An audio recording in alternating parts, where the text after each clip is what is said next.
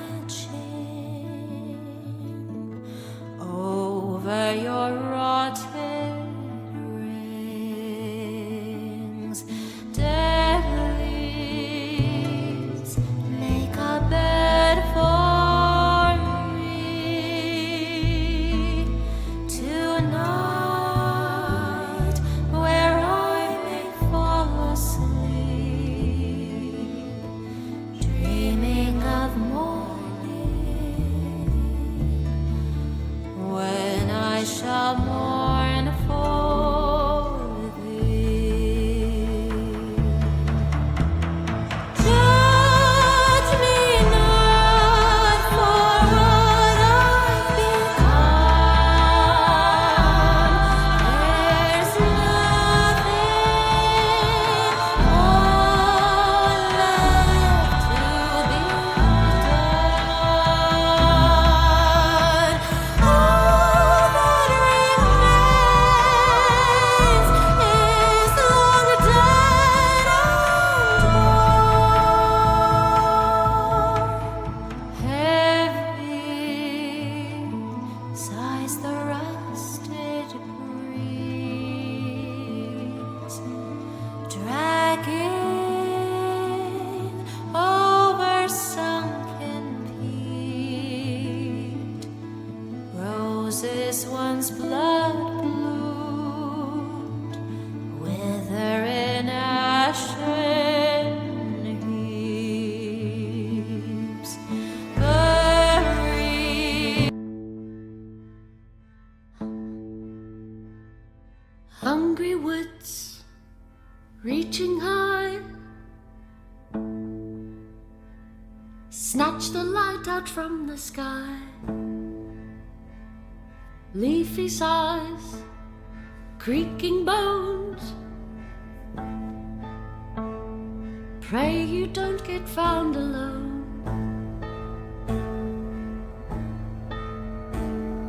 Crickly crack, the branches pop, there grows the night that never stops. The tree that leans with twisted grin, her limbs are thrown, her soul is sin. Underneath the crooked moon stalks the king on cloven hoof, in pale decay and empty gloom.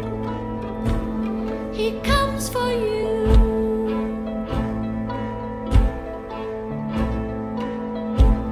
Six horns his crown, his kingdom all, for life delicious heed his call.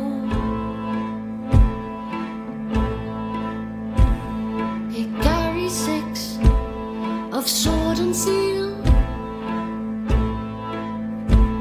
once wayward souls the fallen kneel.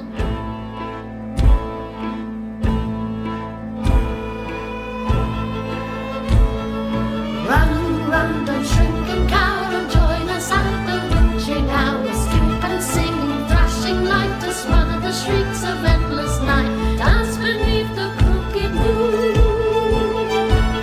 round rising rapture hand in hand, from pale decay and empty gloom, we'll comfort you. May our light embrace you too, and pierce the edge of midnight soon,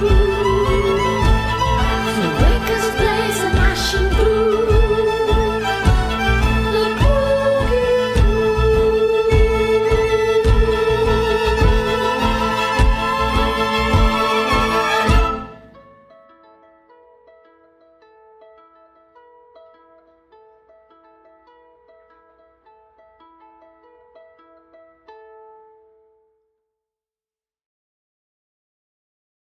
crooked us. But welcome everybody to session 27 of the Crooked Moon. How's everyone been since last week?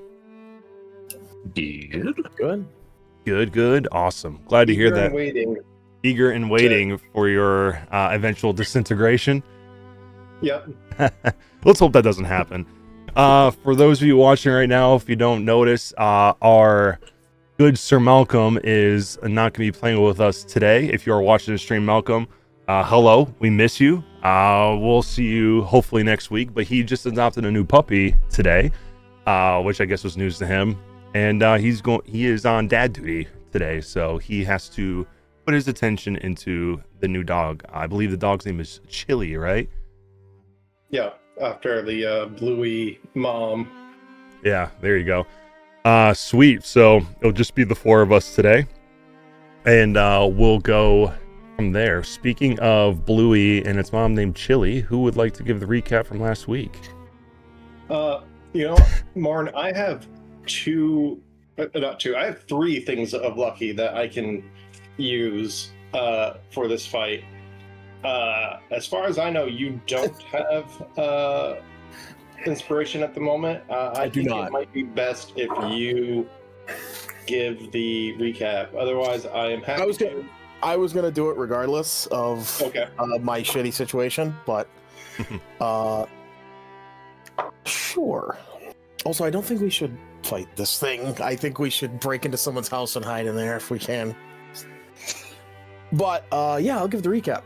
So the previous session was started with us enacting our plan, where we flawlessly executed it. No, that's not at all what happened.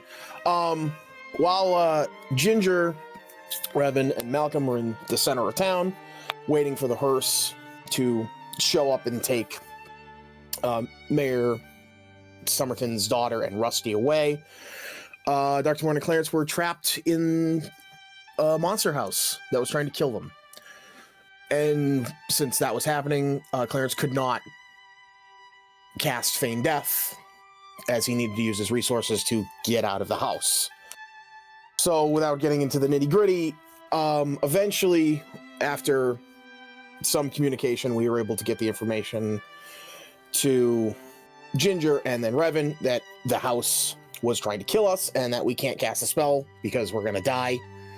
And while Revan decided that he was going to sprint over to the house and help us, Ginger and Malcolm, while Ginger was able to break the charm that was on her, eventually allowing her to get outside, that quickly spiraled out of control as the hearse decided to do like a 50 damage bell gong, knocking Ginger out while she was trying to do a switcheroo with Rusty, looking like him while he stayed invisible.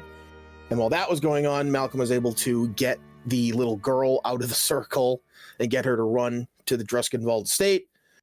And then the Phantom Hearse decided, well, I've got 2 people, so it started to kidnap Ginger and Rusty.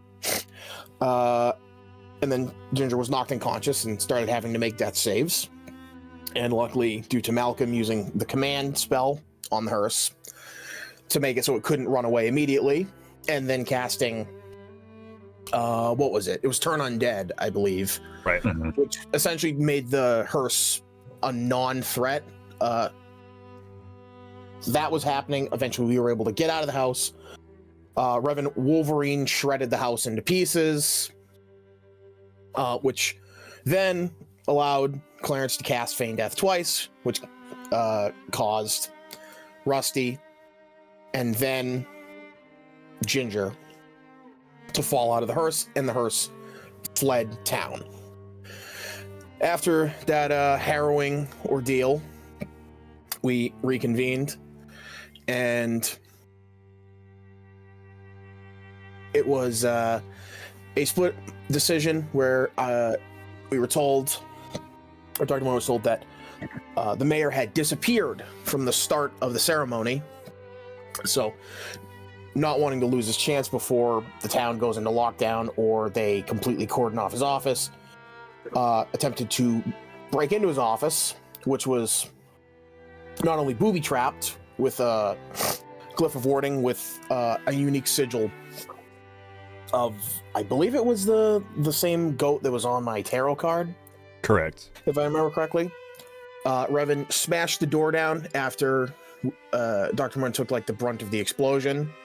And inside was a like 7-foot tall gray creature and what was left of the mayor, which was a pile of dust, and his clothes and his mustache and a broken window and it didn't like the way that Revan smelled, because he has a stinky rot smell.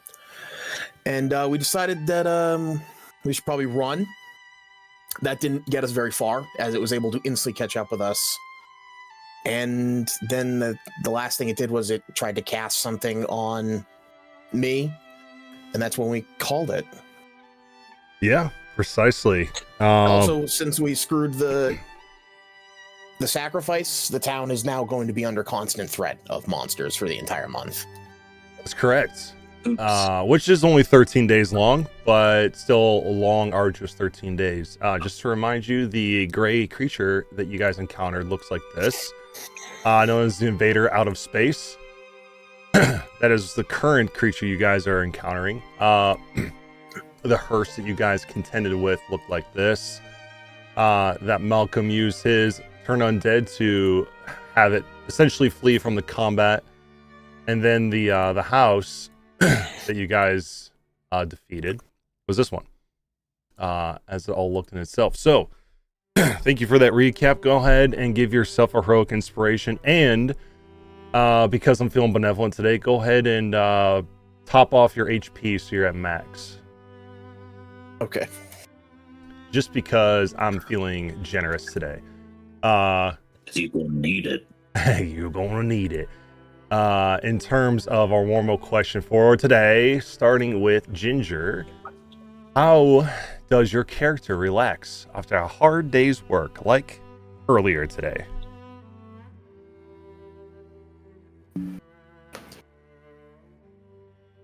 Alcohol, mostly, I'd probably say. Very fair. Lately, it's probably just been the strongest drink that she can get at any tavern, and doing some reading with Carrion. She's got a lot of weird books to go through, and so little time conscious. Makes sense. Copious amounts of alcohol. The main driving factor there. Cool. Revan.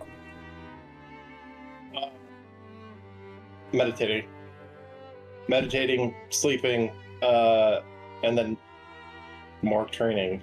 But right after, battles and after a really long day, if it's not going to sleep, it is, meditating like he did with Alder in the Rain. All right.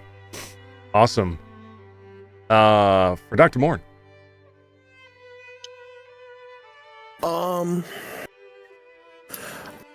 Relaxing? Not really something he consistently does, especially in these recent days. It's hard to say. And he does enjoy reading. Nothing has really opened up that opportunity to just sit and relax. Mm-hmm. As there's so much work to actually be done. But yeah, I'd probably say reading, writing, trying to get his thoughts down onto paper so that there's some record of them. Okay. It's a good one. And Clarence? I think probably doing like some wicker arts and crafts, making little new effigies, trying to see if you can crack the code as far as making one that's sentient. Yeah. Well, you have one that's technically sentient, Brenda.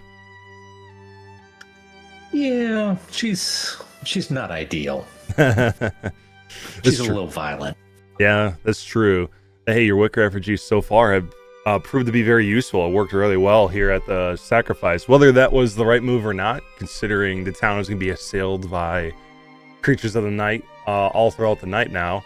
But you did save two lives, so that's good.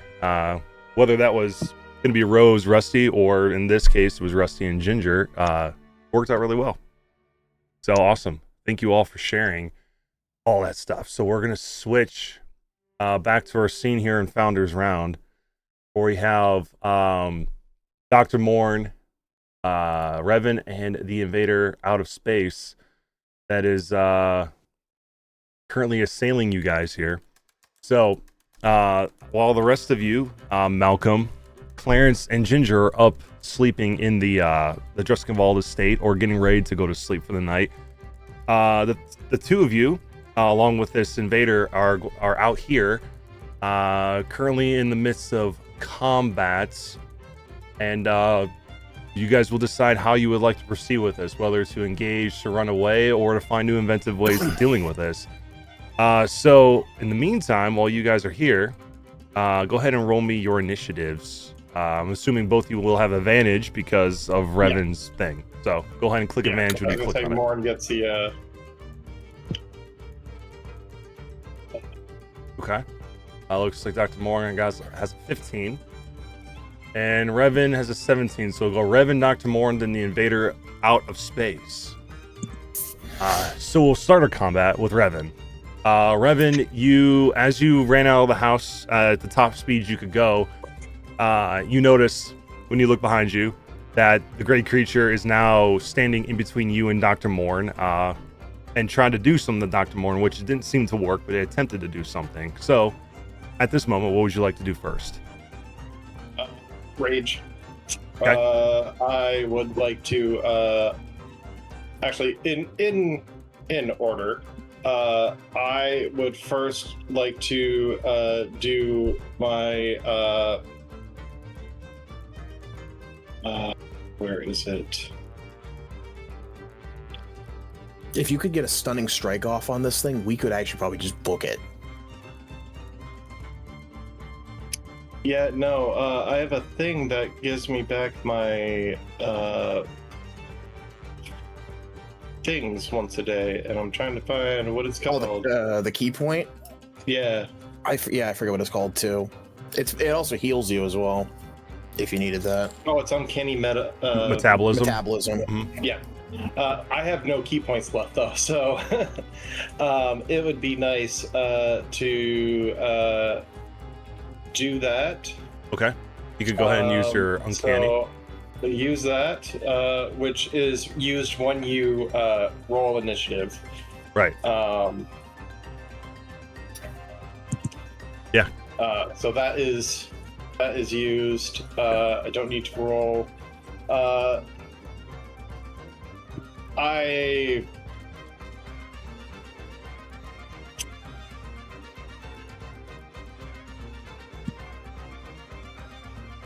Let's see. Yeah, that would. Yep. Okay. Kind of a weird angle, but I'm gonna get right here. I am going to activate my elemental attunement for elemental strikes. This is going to be thunder damage. Okay. And I am going to try and push it into the fire.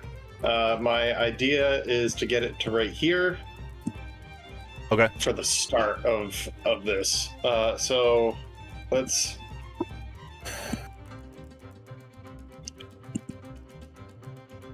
Punch. That's a natural 20 to start. Love Damn. that. Yeah. Critical hit. All right. And he needs to roll a. Oh shoot. I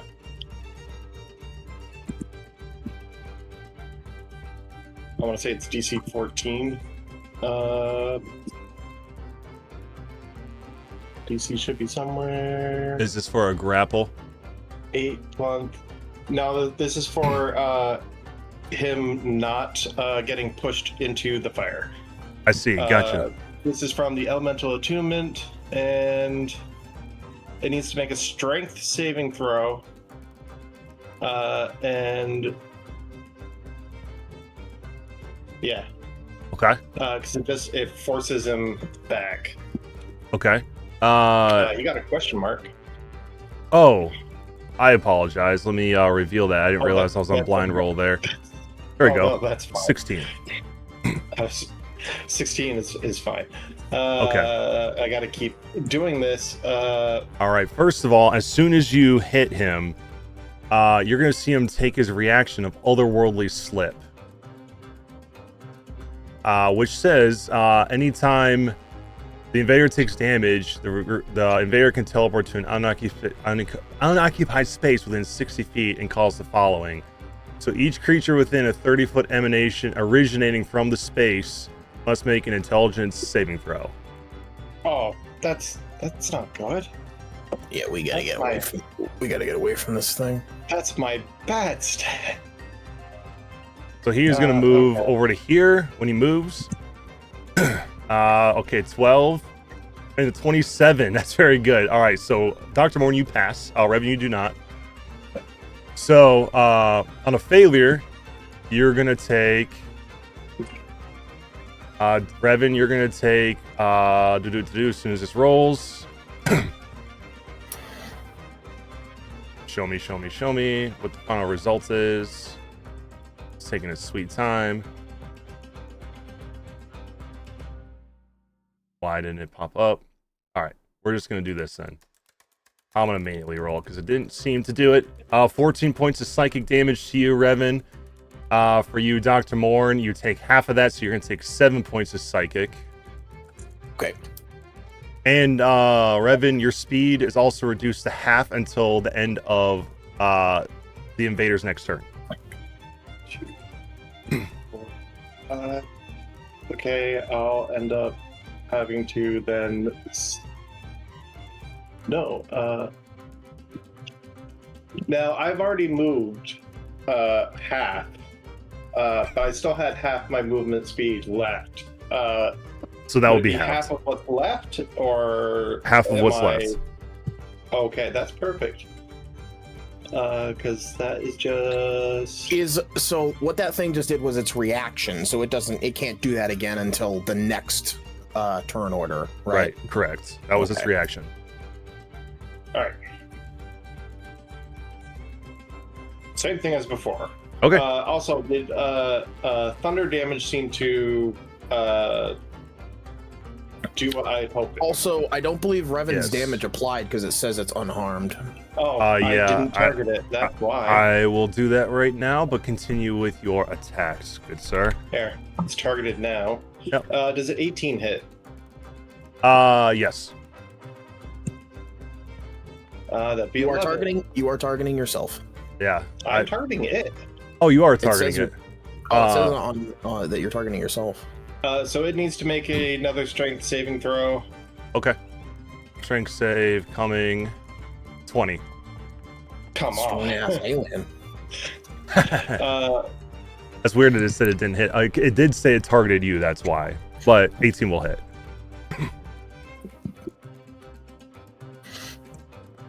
That's another nat 20.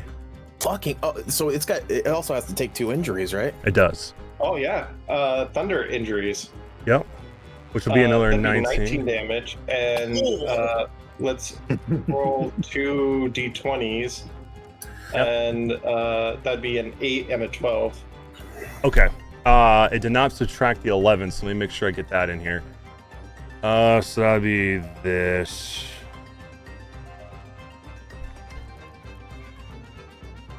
Okay, cool. 8 and a 12, you said? Yep. All right. 8 and a 12 for Thunder. Thunder. There it is. Whoop. All right, an 8. It is going to suffer from a major concussion. It has disadvantage on intelligence checks, wisdom checks, and charisma checks, as well as constitution saving throws to maintain concentration. Magical healing of 6 level or higher, such as the heal and regenerate, cures the concussion. Alternatively, it heals on its own in 4 weeks. With a 12, it also gets a minor concussion. It has disadvantage on intelligence checks. The concussion heals if you receive any magical healing. So basically, it's just going to have disadvantage on intelligence, wisdom, charisma, and constitution saving throws to maintain concentration. All right, and it needs to make another strength saving throw. For sure. Coming your way. 12 this time. Yeah, he gets pushed 10 feet straight into the fire. Okay, he'll get pushed straight into the fire. I believe I was doing D6s before for the fire. It's going to take 5 points of fire damage as soon as it hits. So put that right there. Go ahead.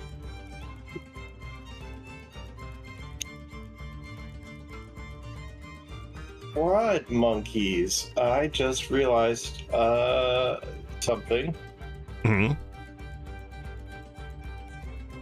In which case, I really boned myself.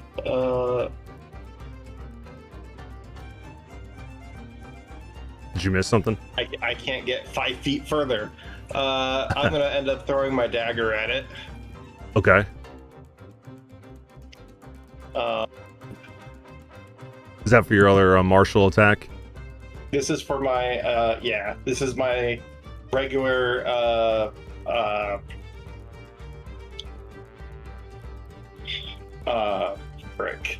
my regular monk martial arts bonus action attack. Yeah. Okay. Wait, what? That is a 15 plus 7. It's because of the distance. That's why. It's not negative 977. Don't worry. So that was actually a 22 to hit. So that will hit. And 9 damage. 9 damage. Okay. That puts him right here. Cool. All right. Anything else?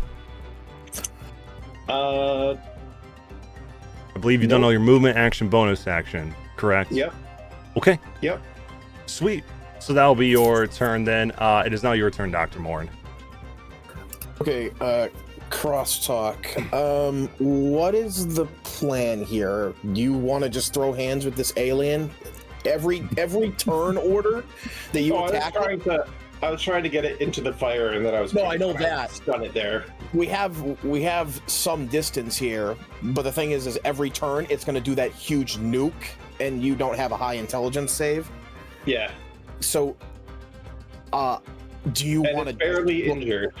It's barely injured, and you landed 2 crits on it. Yeah. So, do you want to just try and get into one of these homes and hide in there? For what we understand, hold on. Damn, can I try to analyze this thing as much as possible from what Revan has explained to me prior? Sure, you can roll me one more Arcana or Nature. I will roll Arcana. Okay, would you like 19. Do you have any knowledge of the past you like to use? Because otherwise, you're not going to get any more information than you had. Okay. I do not have any more, unfortunately. Yeah, unfortunately, you needed one more to that 19 to make it a 20 in order to learn its secret. Otherwise, you know that it has magic resistance, can levitate, has its alien mind, it's disrupting touch attack, it's unnerving glare, and otherworldly slip as its reaction. And you know that it is, you don't know its resistances because you didn't get that far. Apparently, I still have spell slots that might change things. Basically, magic resistance, it has advantage on saving throws against spells. So if it's not a saving throw spell, it doesn't work with it. Doesn't get taken into account for magic resistance. It has magic resistance, but it also has that concussion right now. So I think it should even out. It has disadvantage to maintain concentration on spells. And also on intelligence, wisdom, and charisma Saving throws. Right. Check. So it will. Is it saving throws or checks? It is for intelligence, wisdom check, or intelligence, wisdom check, and charisma checks and saving throws, and constitution saving throws. Okay. So it essentially evens out. Yeah. For wisdom, intelligence, and charisma. Correct. Okay. I gotta ask then with Revan, do you want to book it? Magic resistance, basically. Do you want? If you want, I can book it to the house behind us and try to lockpick the door and get in, and we can hide in here until we can get some rest. Keep in mind too, because you know this, it does say as otherworldly slip, it can teleport to an unoccupied space it can see. So if it can see inside the house, it can teleport into the house. It can do that at will or only when it takes damage? It does say as a reaction for combat, as it can do that when it takes damage. That is its reaction. But otherwise, it can still teleport. Basically, it can teleport whenever it wants to, but as a reaction, it can teleport as well and cause psychic damage to you. And the Druskin Vault City is like 500 feet away, Right. so there's no way we're getting there. So I guess we are just going to have to fight this thing. You could always use the tooth and try and meet everyone in the middle. I believe the tooth's inert at this point.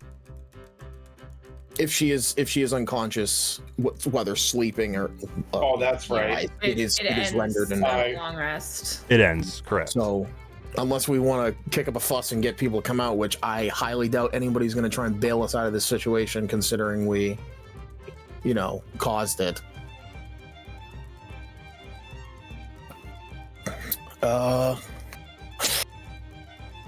You can try to go into the house. I'm not going to say no. You never know what it's going to do. True, but it's probably fucking pissed at Revan. And what's the distance? 20 feet. All right. I'm gonna run to this house. Mm-hmm. I'm gonna obviously check the door, and it's most likely gonna be locked because. Correct. It is locked. I'm gonna basically like tap Revan on the shoulder when I'm running. I know he's in a rage state, but I'm gonna kind of get his attention to show that I'm like moving this house, and I'm gonna try and lockpick the door. Okay. Roll your thieves' tools. That'll be your action to unlock the door. DC is 15 on the door. You do not, unfortunately, unlock the door. I will. You know what? Screw it. I'm gonna use my inspiration, and hopefully I roll better. Okay. 17. All right, that will unlock the door. I'm gonna throw the door open and Yeah. I'm going to bonus action. If I use this, I lose pretty much access to any of my offensive spells or healing.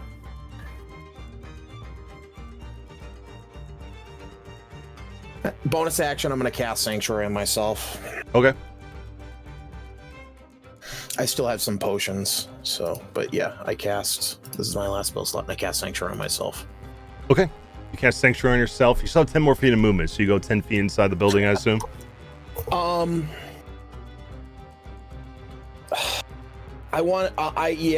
move into the building, but not so far that Revan can't see that, I'm gesturing for him to come in.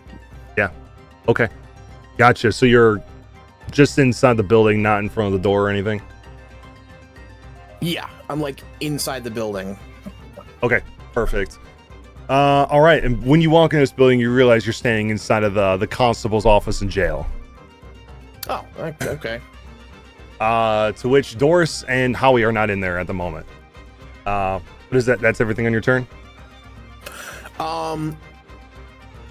Is it like, are there like lanterns or candles like on in this room, or is it pitch black? It's dark in here. No one has lights on. Okay. So, okay, that's all I can do. So I will just be not yelling because I don't want to get the alien's attention, but I already kind of hit Revan's shoulder to get his attention, and I'm going to wait to see what Revan does. Okay. I will come back out of the house if he really needs my help. Okay. Sounds good. So that'll be the end of your turn. This invader out of space. Oh, what is all this going on? Oh, it's taking fire damage. I guess. Oh, we all took fire damage in the chat. Oh, we'll fix all that because for some reason it's giving you a burning hazard here. No, it didn't actually remove any health, but it says burning hazard, and even you took the damage. It says. Ah, how dare the VTT turn against the DM? But anyway, I will apply it to the invader for burning. So the start of his turns can take 2. So I put right here. Okay.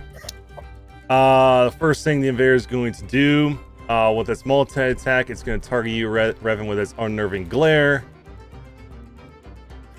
Which is going to be a wisdom saving throw, DC 16. It looks like you rolled a 13 based on what I'm seeing here. Do you see the same thing? Yeah. Okay. Holy shit! Does You that said knock DC him 16? unconscious? It incapacitated him. Can I lucky that? Sure. Use a luck point to reroll that wisdom save. You need a DC 16.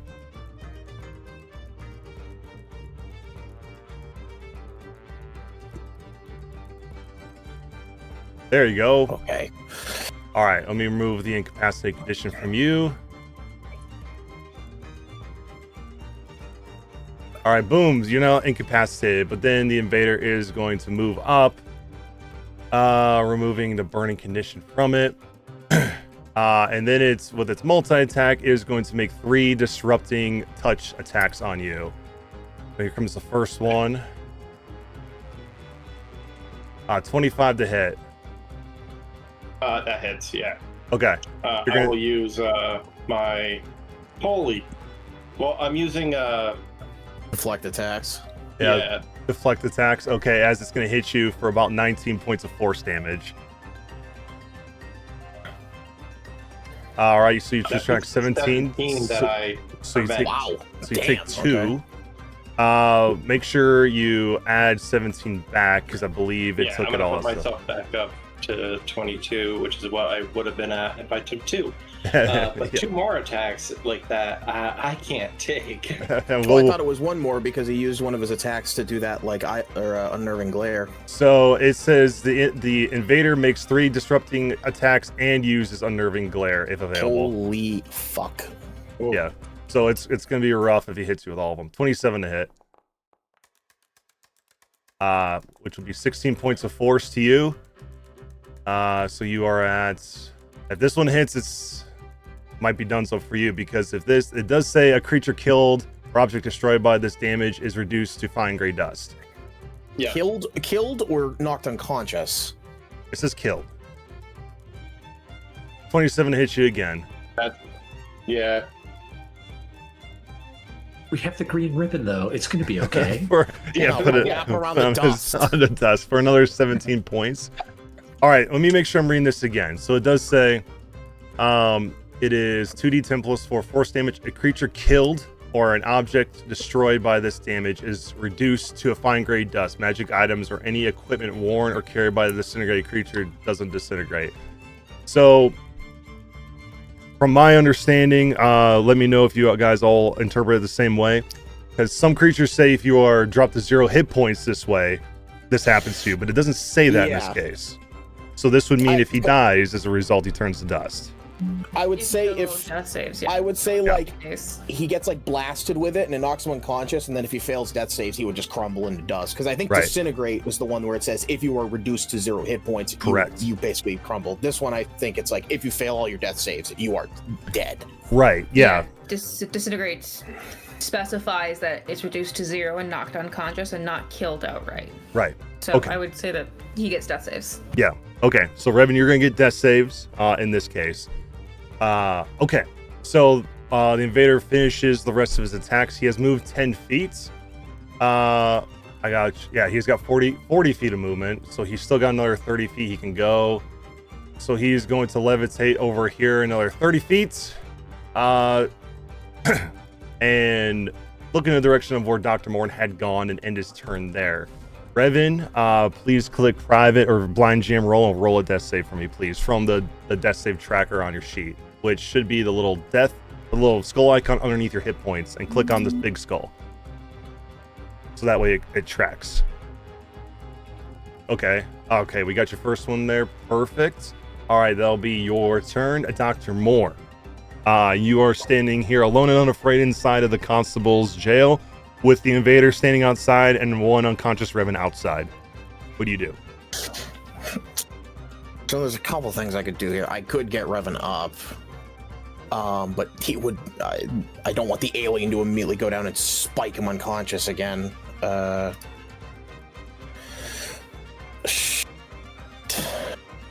This is not good. Get out the back door and hide.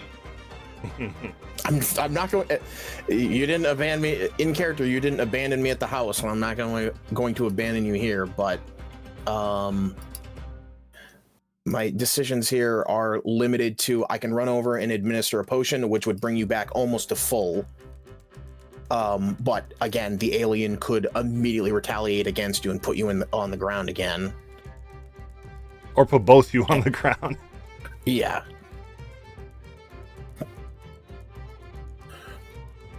You know what? Screw it. I'm gonna give myself a point of exhaustion to give myself a spell slot back. Okay. I don't know how to apply the exhaustion to myself, but I'm gonna do that, and I'm gonna cast Healing Word on Revan. Okay, and just to remind myself, will that get rid of your sanctuary? If you Casting a spell? Because it's a yeah, concentration. it will. Okay. But Healing Word is not a concentration spell, so it shouldn't negate it. Sanctuary, if you cast any spell, it disrupts it. Right. Unfortunately. Even healing? I thought it was any attack. It's any. So the way Sanctuary is written, unless this has been changed, says you ward a creature within range until the spell ends. Blah blah blah.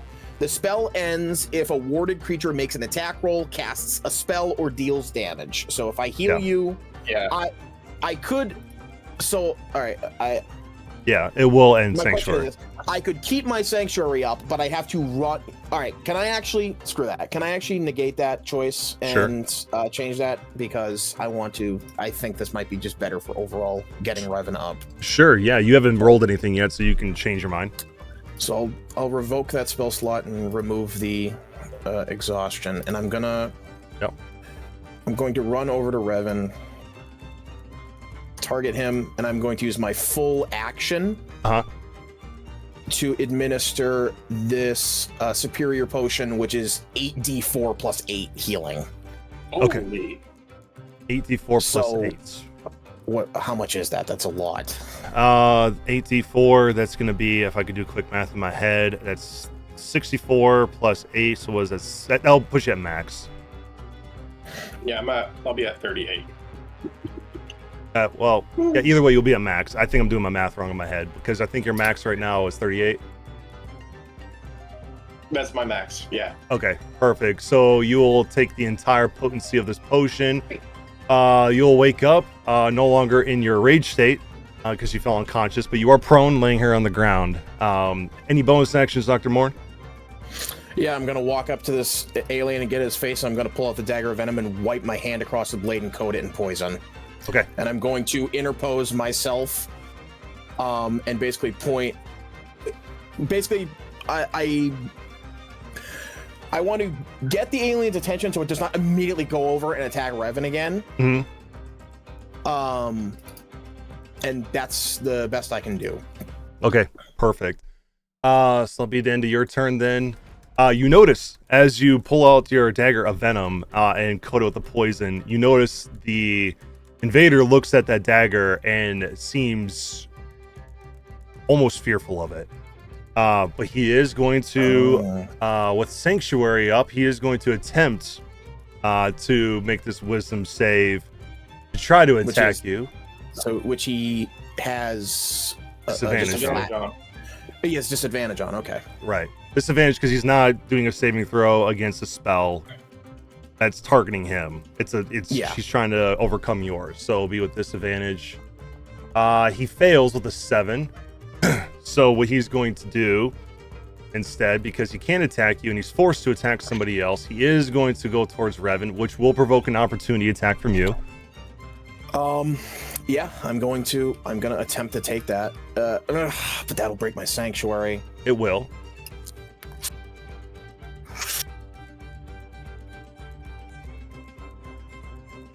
Yeah, I'm gonna do it. I'm going to attempt it. I don't have a super high chance of hitting him because I don't know it's. Wait, do we know it's AC? You know that 18 will hit it at the very least. I don't think there was anything lower. I don't think you guys have missed it yet. You know 18 for sure will hit. I think that's the lowest that was rolled. I'm gonna attempt it. All right. It might actually pull it off, Revan, if I do that. So I'm going to attempt to slash at it with my move dagger it up. as it goes past. Yeah, let me move it up so that way you're within melee range, so it doesn't do something wonky. What? It says I have no uses of the dagger of venom. Do you have it equipped? You do not. That is why. There you go. Now try it. Oh, okay. No uses of the dagger of venom, even when I have it equipped. Odd. Here, let me just do this. This will just make it easier. Well, that definitely won't do it. Okay. So that will miss. It will continue forward. And Revan here, it is it cannot target you at all, so it is going to target Revan with its unnerving glare to start. Revan does fail. Rolling a 9. Lucky again. Yeah. Usability. Reroll that. Wisdom save, get above a 16. Sick meets beats. Love to see it. No longer incapacitated. Good thing you got the lucky. For sure. All right. 3 disrupting touch attacks. First one. You are on the ground, so it does have advantage. Yeah. 24 to hit you. Yeah, I'm gonna use For 20. deflect attacks. Yeah. All right. So you'll only take 10 instead of 20. So that should put you at 28 instead of 18. Fix that for you. All right. Cool. That's the first one. Second one. You get 25 to hit for 18. And then last one. It's going to be a 26 for 23 points of force. I believe that knocks you unconscious again. Yeah. And then the invader is going to turn towards you, Dr. Morn, after having moved 10 feet, and it's going to glide backwards to interpose itself between you and Revan and end its turn there. Revan in the blind again, another death save, the same way we did before. Starting from the top. There we go. You are that was a nat 20, so you're you were back up to 1 hit point. All right. Back up to 1. Run to the house. If you hit him, he will nuke you back unconscious again. And potentially force a couple fails if you get knocked unconscious and he keeps hitting you. Okay. You rolled a death save. That is the end of your turn. You're back to 1 hit point. It's now your turn, Dr. Morn. Oh, he doesn't get his turn when he gets back up? His turn was the death save. Fuck. But luckily he got a nat 20, so he's not out of the fight. I don't want to be a rules lawyer, and I will leave it up to the DM. The book does state that if you get a natural 20, you do get your. It's at the beginning of your turn, so you do get your full. Yeah, that's what I thought as well. Oh, that's in the my book. apologies. But I mean, if you want to play it, play it. It's final DM say. No. If that's what the book says, we'll roll with that. So I apologize for that. I was under the impression that when you roll a nat 20, that is the end of your turn. But since you did, and that is the rules, Revan, it is your turn. Dr. Moore, I'll move you back real quick. Okay. Good. I have to spend half my movement to get up, first of all. Yep. Then I am going to... And you have your full movement now because the otherworldly slip has been a couple turns since then. Yeah.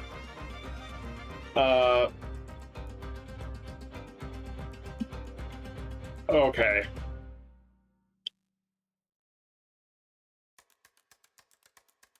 So,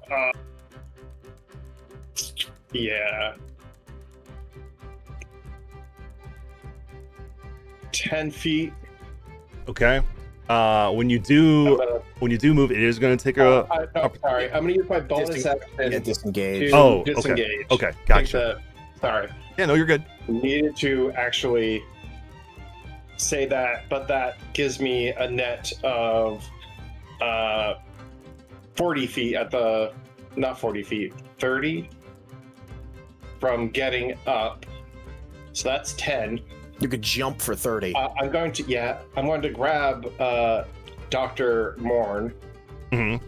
I'll gladly fail to save.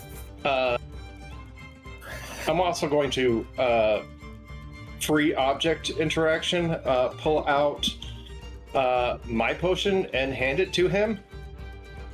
Yeah. Okay. We are going to jump 30 feet.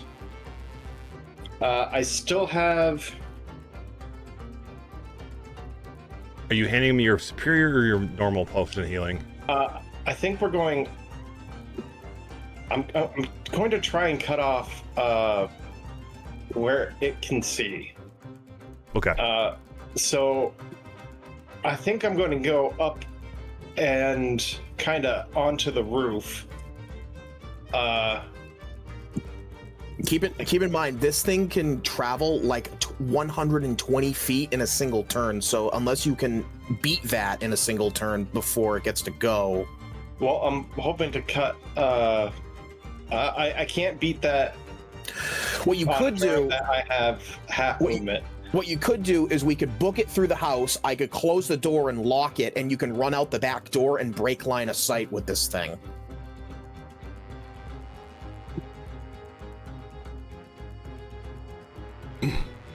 So jump through the door. I say jump to the porch, run as much as you can in, and either, I don't know how much movement you can do this turn since you're getting up from prone. Close the door, lock it. Right now I have 20. I have 10 before I need to jump. And then I can use a focus point to get another 20. I say, so this thing can fly. It can fly. It can move incredibly fast and teleport.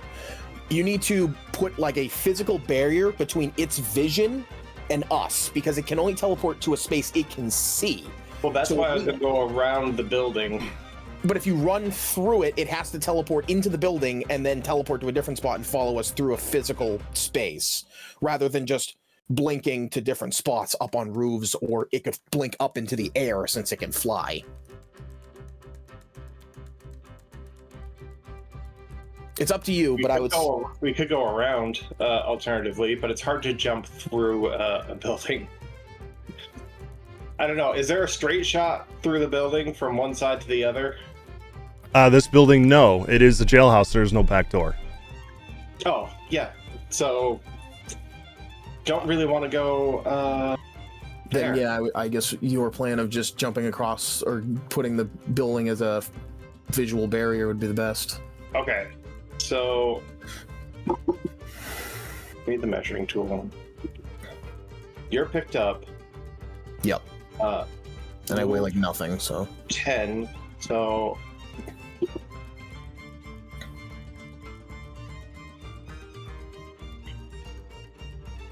move 10. I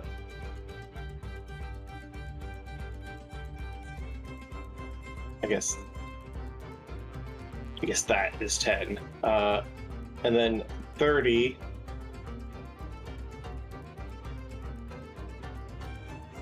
I need more light. Are you unable to see? I am unable to see, yeah. Oh, see the invader? Oh, yeah. It's right here.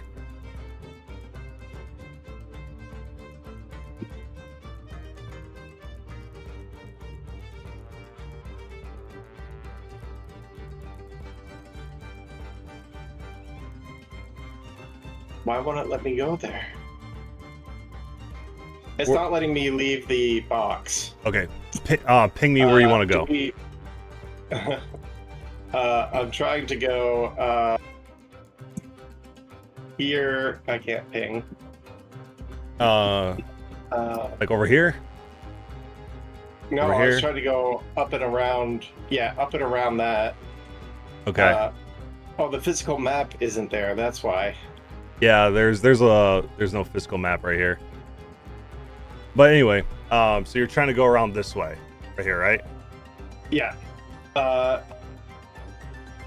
Okay. And then, do you want to?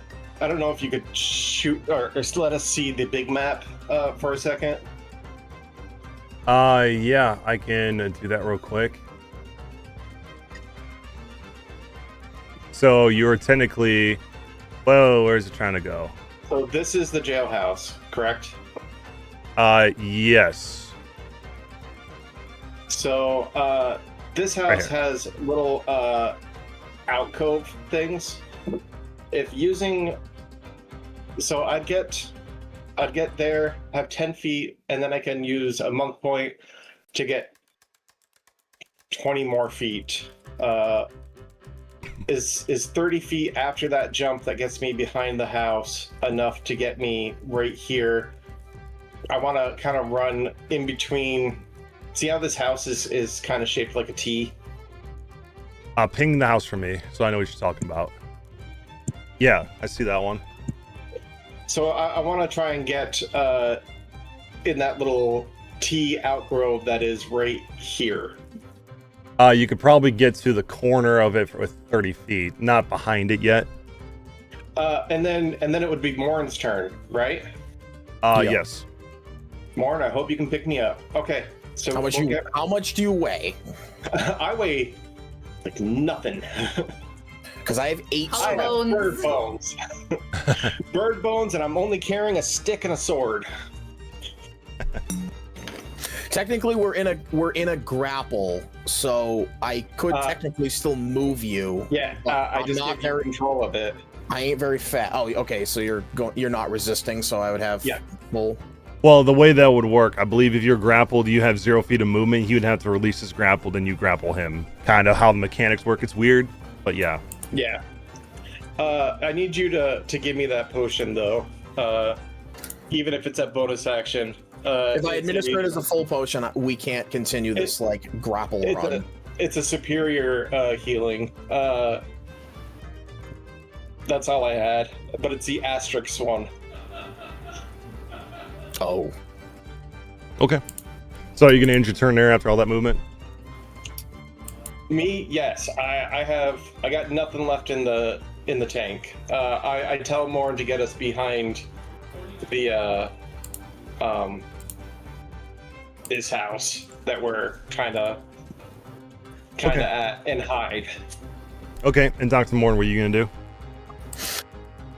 Well, I'm gonna do as he requests, and I'm going to inject him with the superior potion as a bonus action. Mm-hmm. Okay. Go ahead and click on the superior potion, so that way it rolls it, and we'll see what he gets. Since I never actually transferred it, I'll just do Yeah, that. Yeah, I'm doing can it as roll full it. action. So, Oh, you're doing it as your full action? yeah. No. Yeah. You're right. I said as my bonus action. Yeah. That gets me at 22, which is, more breathable than 1. For sure. Yep. I'm gonna grab him by the collar and grab him and run us behind the building that he wanted me to get us behind. Okay. Sounds good. You guys will move over here and hang out there for the moment. Okay. We'll go ahead and go to the invader's turn. You guys don't see what the invader is doing at the moment, so we'll go ahead and skip it. Revan, at the moment, you're here behind the building. The invader, as far as you know, is not pursuing you. And we know it can't go invisible, right? We don't know that. Which one is our house? Over here? This is the not Monster House, and Yeah, the Druskivall's estate is up here. This is 500. The I don't Druskivall's think I can get 500 us feet to- away. No, get as much as I don't want to return to this. Get this is closer. Or do we just start the trek without him knowing? Because it's bad sight conditions right now, right? Like, Yeah. we can't see very far. He Right. can probably see us probably fine though. Well, If it's able to roam around at night. I will say everything that's affecting you guys affects all the creatures too. Okay. So in theory, it probably can't see you right now. I think I might just take a long way around to the Druskin Ball. Yeah, let's not. At this point, let's not be split up. Let's get back to the Druskin Ball of the State if you can do it. I don't want to like put you in a situation where you can't get there. Let's just keep switching. Who is basically who's carrying who? I have 3 more monk points. All right, let's see how far I can get us. You can jump 30, sacrificing 10. Yeah. So let's get 60, and then bonus action, and my action has to be grappling you. Is the only problem.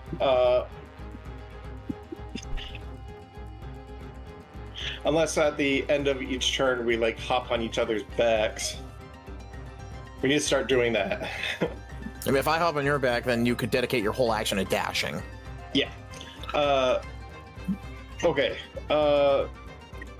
60, 40, and then another 40. 140. We're trying to go up and around DM to get back to the manor. Yeah. I will then land and then hop on Morn. Okay.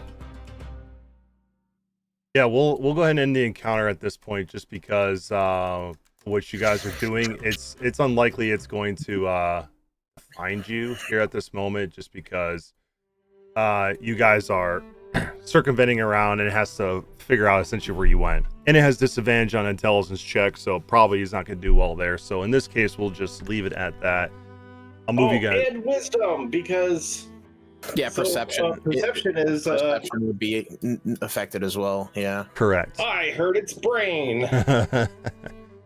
All right. Just have to, we have a like for those permanently 13 days, angry alien. If we encounter him again over that 13 days, make sure you keep his concussion, unless he has ways around it. You're gonna have a concussed, angry fucking alien trying to kill us. Yeah. There's that door on the upper floor. I'm going to try and use that.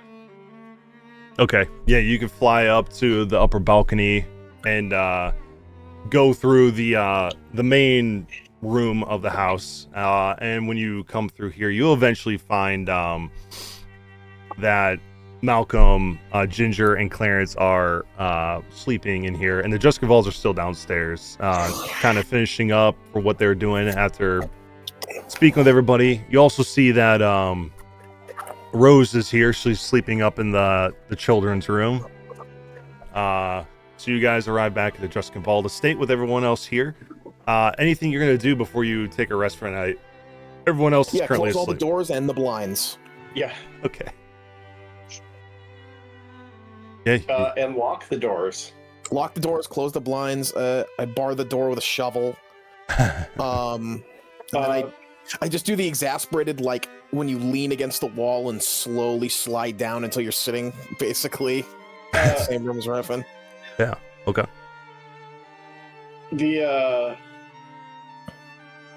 can't think of the lady of the house's name right now because of the medicine. Adela. What was it? Adela. Adela. I heard Della, and I'm like, that's not right. Miss Adela. Oh yes. Or I don't know which one of you. Do either of you have the ability to set up wards around the manor? Well, we used to, but Philip still doesn't have his powers back, so we don't have the ability to do so.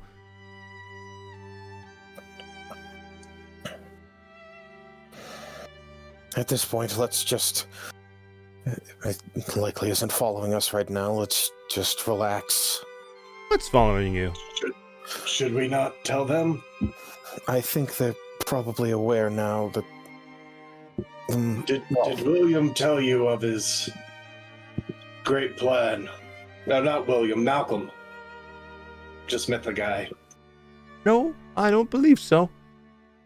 He just came in here after the ritual and went to sleep. Same with your other two friends, Miss Ginger and Mr. Clarence. They're all sleeping in the respective areas of the house. Oh, his plan didn't seem to work. As soon as the ritual was broken, the town was been attacked by something otherworldly. Well, otherworldly sounds quite horrendous, but from what I've been hearing from the townsfolk, the ritual was supposed to stave off the dangers.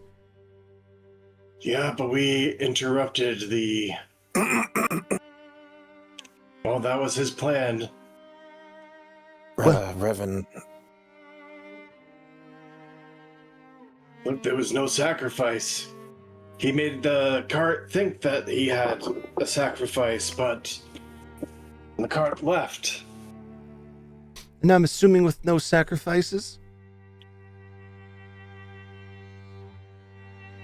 Correct. The sacrifices were freed.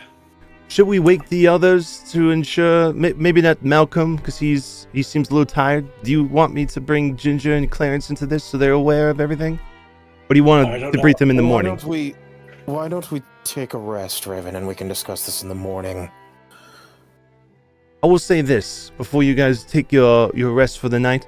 While me and Philly don't agree with the rituals of the people here and their so-called old ways, but they seem to have some merit to it, so we don't personally meddle in their affairs. Even though we're the Lord and Lady here, it is still our first week here. Well, actually, we've been here for almost 3 weeks now in Dreskenwald. And we're starting to get to know how everything's done around here. And while we don't agree with human sacrifices, we don't get in the middle of it just because we're relatively newcomers here. We don't want to meddle in some ancient ways that they've done things and turn the people against us. We're trying to win their hearts through benevolent acts rather than interfering with things. And it seems so at this moment, considering you said a creature from some other world came and is assailing the town, that perhaps there's some merit to what they were doing. Even though I don't agree.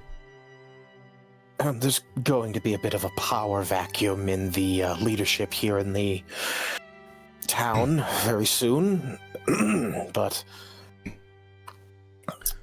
What do you mean? What's wrong with the mayor? Well...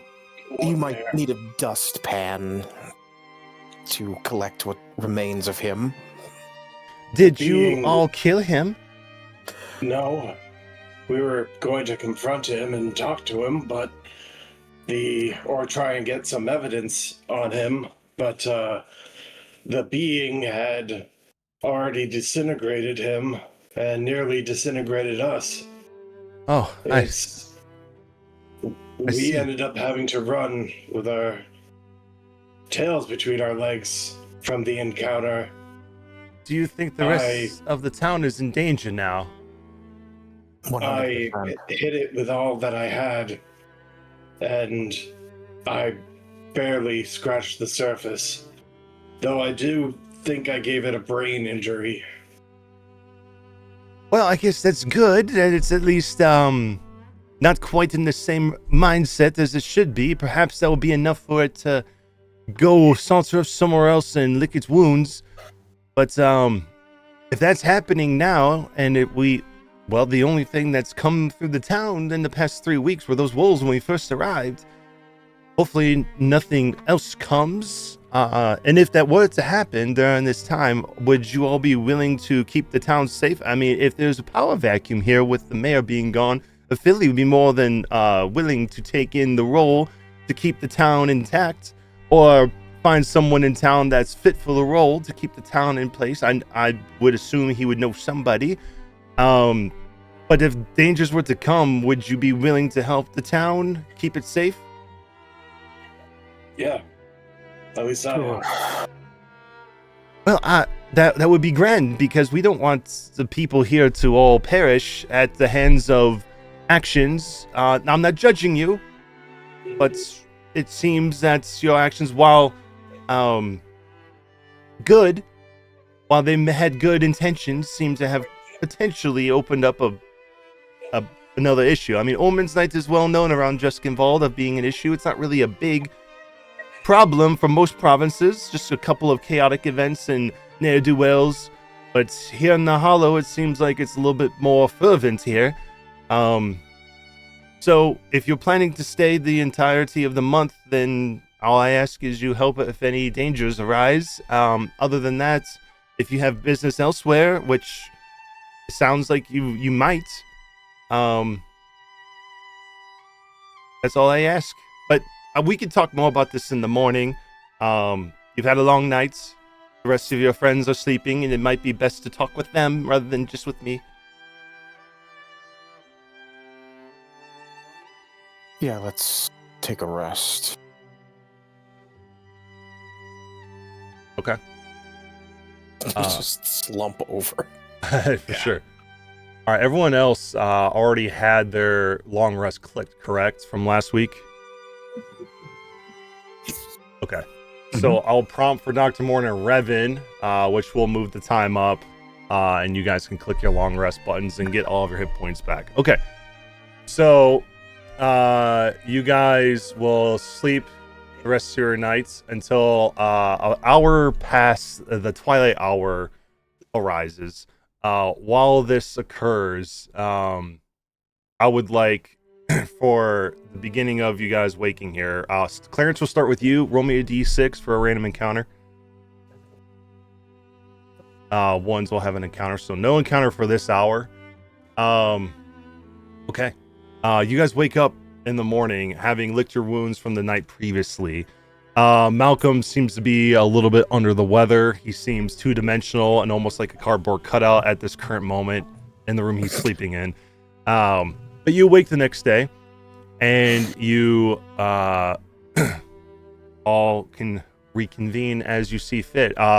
Philip and Adela have prepared breakfast for you guys down in the dining room for you to eat at your own convenient times. But what do you guys do when you all wake up in the morning? I think we need to have a bit of a meeting, just the four of us. How'd it go last night? I didn't hear y'all come back in. You're out late.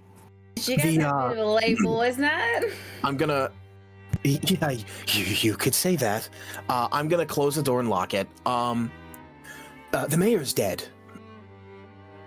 Oh no! I hate it. Not by me. That's... You might want to hold thanks. We didn't kill him. Oh, that's good. An alien killed him. Oh, that's bad. That's Took the words right out of my mouth. quite Claire. the understatement, but yes, he is currently... What remains of him is his clothing and a pile of sand. It disintegrated him. Nearly disintegrated me. That's a lot. That's how many aliens appear outside the house. No, I was just seeing if any encounters would have happened during your sleep. Continue, please. Surprisingly, no ones.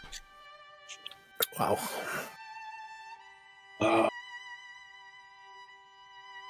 That ritual that Malcolm had us fudge with, it failed completely. Town is under siege. Well, now, do you think Malcolm secretly wanted this? Is Malcolm a bad guy? I don't know. You barely know the man. I don't think so. He really worked quite damn hard to make sure that none of us died in that last sort of hearse scenario, from what I remember. I'm predisposed to trust people like that. Also, he bought me a drink once. Right. So there's going to be a shift in leadership around here now that the mayor is gone, and also I'm starting to get the impression the mayor may have just been a pawn, and he was no longer useful as the window was smashed in and the alien, or whatever it was, must have targeted him. Why would it go for just specifically him and go into the mayor's office specifically?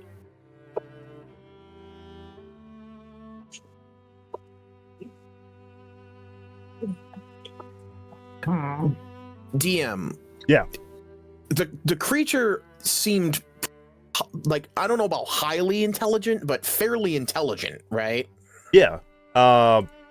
You would. I don't think. If you want, you can roll me another Arcana and Nature, see if you get above the I rolled 20. a 19, but I will see if I can roll higher than a 19. Sure. Smarter than me. I did give it. 15. Okay. I did knock it for one. It seemed to rattle its cage a bit. I mean, saw that, but you would assume it is intelligent, but from what you've noticed combating it, while its intelligence is up there, it seems more dexterous than anything. But my main, like, I guess leading question is, could this have been targeted? Like, was this thing isn't like an animal where it just did this on base instinct. Could it actually have targeted the mayor intentionally to kill him? In that case, where'd the -4 come from? Oh, He's like gonna have an idea, but He's I exhausted. failed to have an idea. That's right. Completely collapsed in. It's true. Forgot you had -3 or 3 levels of exhaustion before. You should be at 2 now. But yeah, Clarence, you're just so tired you'd have no recollection of what this could possibly be. But we'll say for you, Dr. Morn, that was intelligence. So what would your base intelligence have been with that roll? Just 15? Oh no, that was an Arcana check, was it not? Oh yeah. Yeah, those are cool. Right, but if you're trying to see if this could have been a targeted attack, You want me to? what would it have been without your bonuses to Arcana? We could use it'd be this like thing. it'd be like a 10. A 10. Okay. Then in that case, it's not implausible. It could be, but you would wonder if that was the case. Why would they use a creature like this to do it? Possibly, but that's really all you can get with a 10. It seems kind of far-fetched that they'd use an invader from outer space to do it. But then again, you never know. Easy cleanup. There would be no blood. True. Just his clothing. True, but with your 10, it doesn't seem implausible, but also it's hard to to pinpoint saying, yeah, that makes a lot of sense. They would use this. These things, just Killer Queen. There's like no evidence left.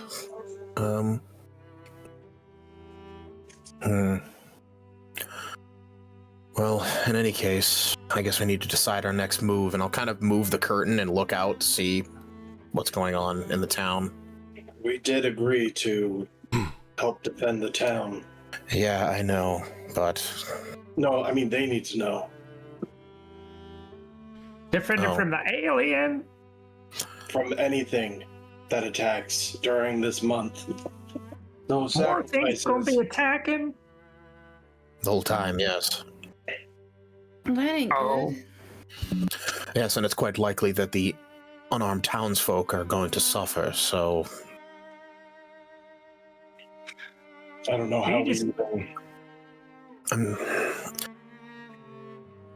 I know we did the right thing in protecting the sacrifices. We should have found people that deserve to be sacrificed, like the mayor. No, I don't think anyone should have been sacrificed. We should have found another way to appease the coachman or something.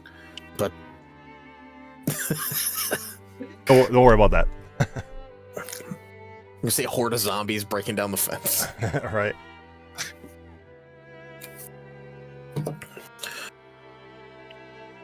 I mean, we shouldn't beat ourselves up about saving 2 people just because it might have interfered with things. We all had the goodest of intentions. I think all we gotta really do now is what we can. I'll be honest, I've been here for a while, but I haven't been in this town for quite as long as y'all have, and I ain't really sure what's going on. This town has a lot of problems. More than we could fix. Well, we fixed the butcher problem at least. The serial We're killer? serving Yeah. people. Our friend, actually. So, I also want to point out, I'll pull out the tarot card and I'll actually hand it to Ginger. This creature was on a ward on the mayor's door.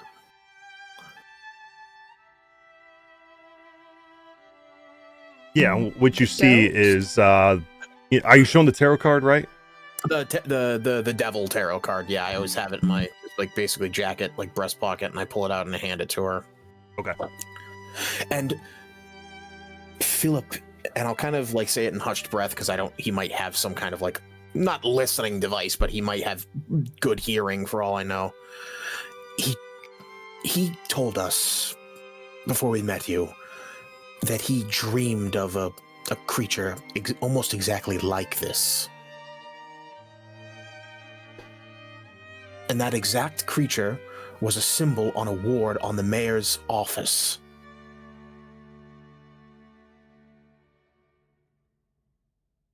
So either Philip knows more than he's letting on. Oh, definitely. Or And I would assume as much. He ain't obligated to tell us jack shit. We're kind of just people. You saw he seemed to get angry when that's what I was getting at. talking about the Green Queen. Yes, we'll call her that. I don't want to invoke her name. The mayor seemed now. very pious in his belief of his Green Queen, and Philip seemed very upset when Revan was pressing against that. I don't necessarily know what Philip's full beliefs are, but I don't think we should really put any trust in him, especially if he isn't going to tell us everything after all we've done for him. I mean, have you asked him? Yes, actually. Have you asked him if he's hiding anything from us, and if so, why? That I haven't, because I'd rather not be thrown out of our one bastion. All I know is right now we have very few allies, and having the Lord of the Land as one ain't really gonna harm us in one way or another unless he's trying to fuck with us, which I don't think it is. Is he really our ally? Or are we just making a run for? He's been real nice to us. So far, yeah, he gave us the tarot cards to begin with. I'm not saying we give him everything and, lay down our lives for him. Maybe we keep it at arm's length. If you don't trust him, I'm pretty supposed to trust you a little more. I'm pretty supposed to trust him. We pretend, and if he's suspicious, we let each other know. That's agreeable. I'm just saying we have a nice place to sleep. Well, technically now we have the home that tried to kill Clarence and I is no longer alive. So technically we have our own home, though I don't know about crossing town at the moment. Yeah, the threat count here's got to be higher than it is over there. Also, Revan put a severe beating on that alien, so it's probably going to look for its revenge if it sees him and I. So... Okay, so let me just sort of lay everything down from what you're telling me. Mm-hmm. The town's gonna be barraged by an endless spew of monsters for the next month. There's an alien Correct. The fuck that is that wants to kill us. Mm-hmm.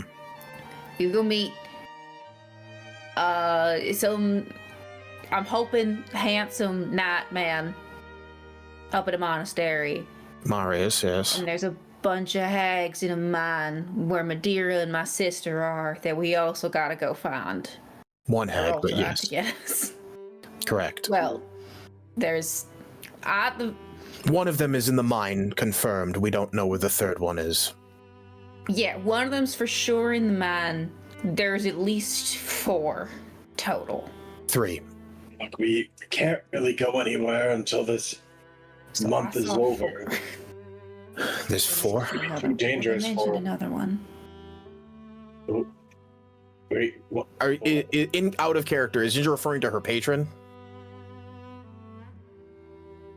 I don't have a patron. I'm not the high level warlock yet. Oh, Did you think we said 4? Or No. do you know if No, there was 3 there, and they mentioned another one. because there's I don't know if I'm Vethwa. supposed to be telling you guys this. I'll be honest. I think whoever's controlling me kind of misunderstood what they were asking.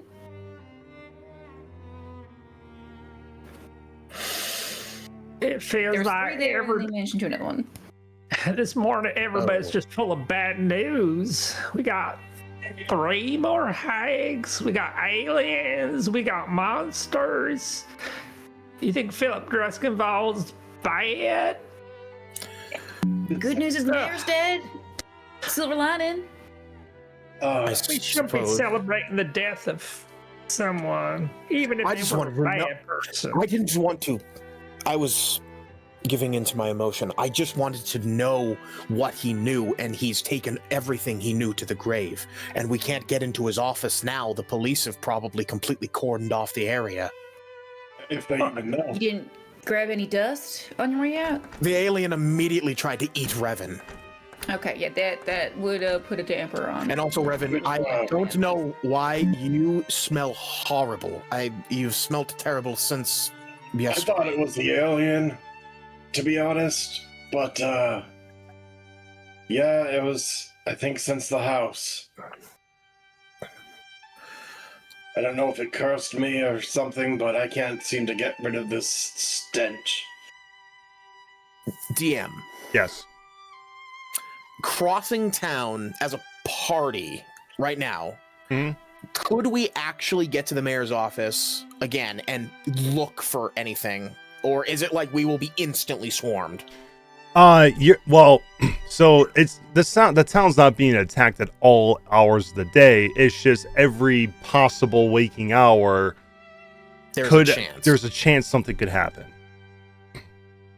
Okay, so So no, you could cross town if you would right. like to, but there's a chance if you're trying to go shopping or stuff like that, you may need to do some convincing to let you inside. well, 3 of us are actual deputies. So we may have a reason to actually get in now legitimately. So, out of character, I want to ask the party, are we doing some downtime and sticking around here, or are we leaving? I don't know how much of it being downtime, but what I was going You know to what I say mean. is I think those of us that have the ability to craft, whether it's potions or a minor magical item, needs to try to spend the time doing that while we do defend the town.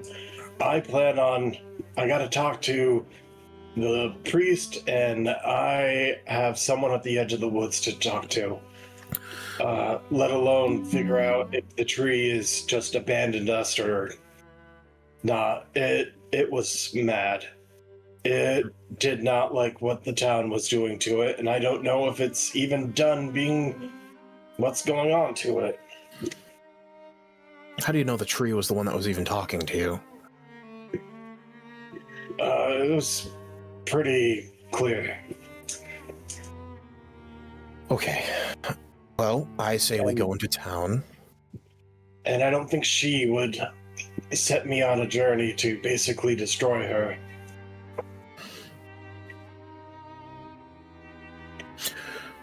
The tree was pretty open the fact that it is forced to do her bidding, basically. All the souls that are trapped in it belong to her.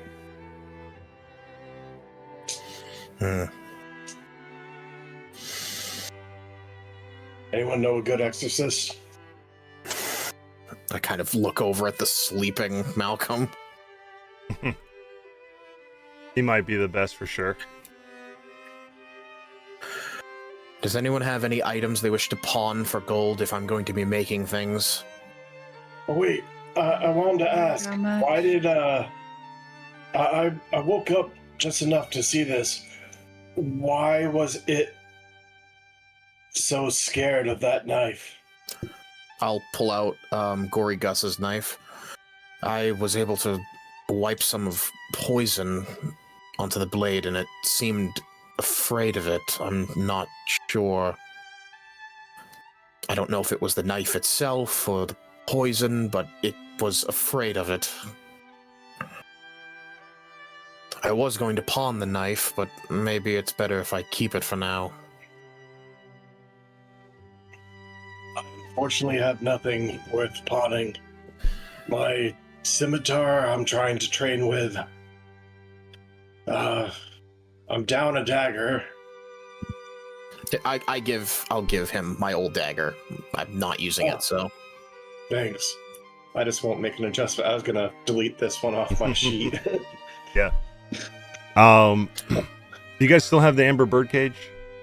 Correct. That is Okay. in my inventory. I Okay. was going to legitimately pawn that. I need if I'm going to start making stuff for the party, I need a bit more capital, and I'm going to start pawning magic items that we're not getting active use. Also, my old armor, anything that's currently not being actively used. I'm just going to try and get as much money as possible. For sure. You, Go ahead. Dr. Moore, you can't do make a magical tattoo, can you? It depends.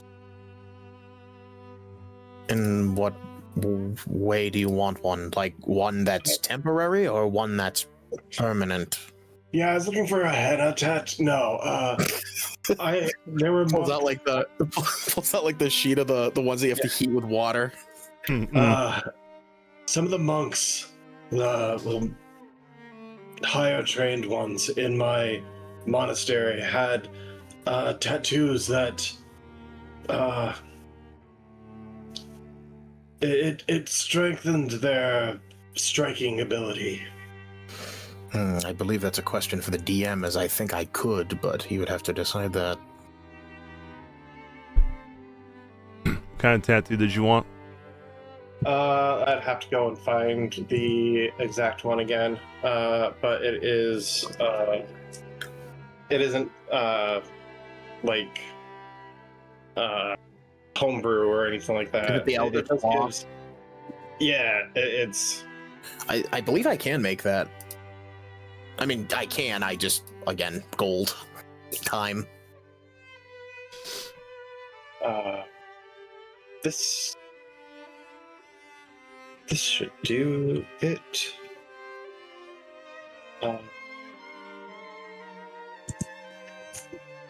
Spell raw tattoo, right? Oh, he's looking for the Eldritch Claw tattoo. Yeah. Speaking of spell rot, I am going to apply it to myself and resummon Pox as well. Okay. So I will consume my use for it. Okay. That today. Yeah, and then I'll give you Omen back the next day. By the way, Omen did not make it the other night. The horseman, I think, got him. You know what? Yesterday was rough. I'll give it a pass.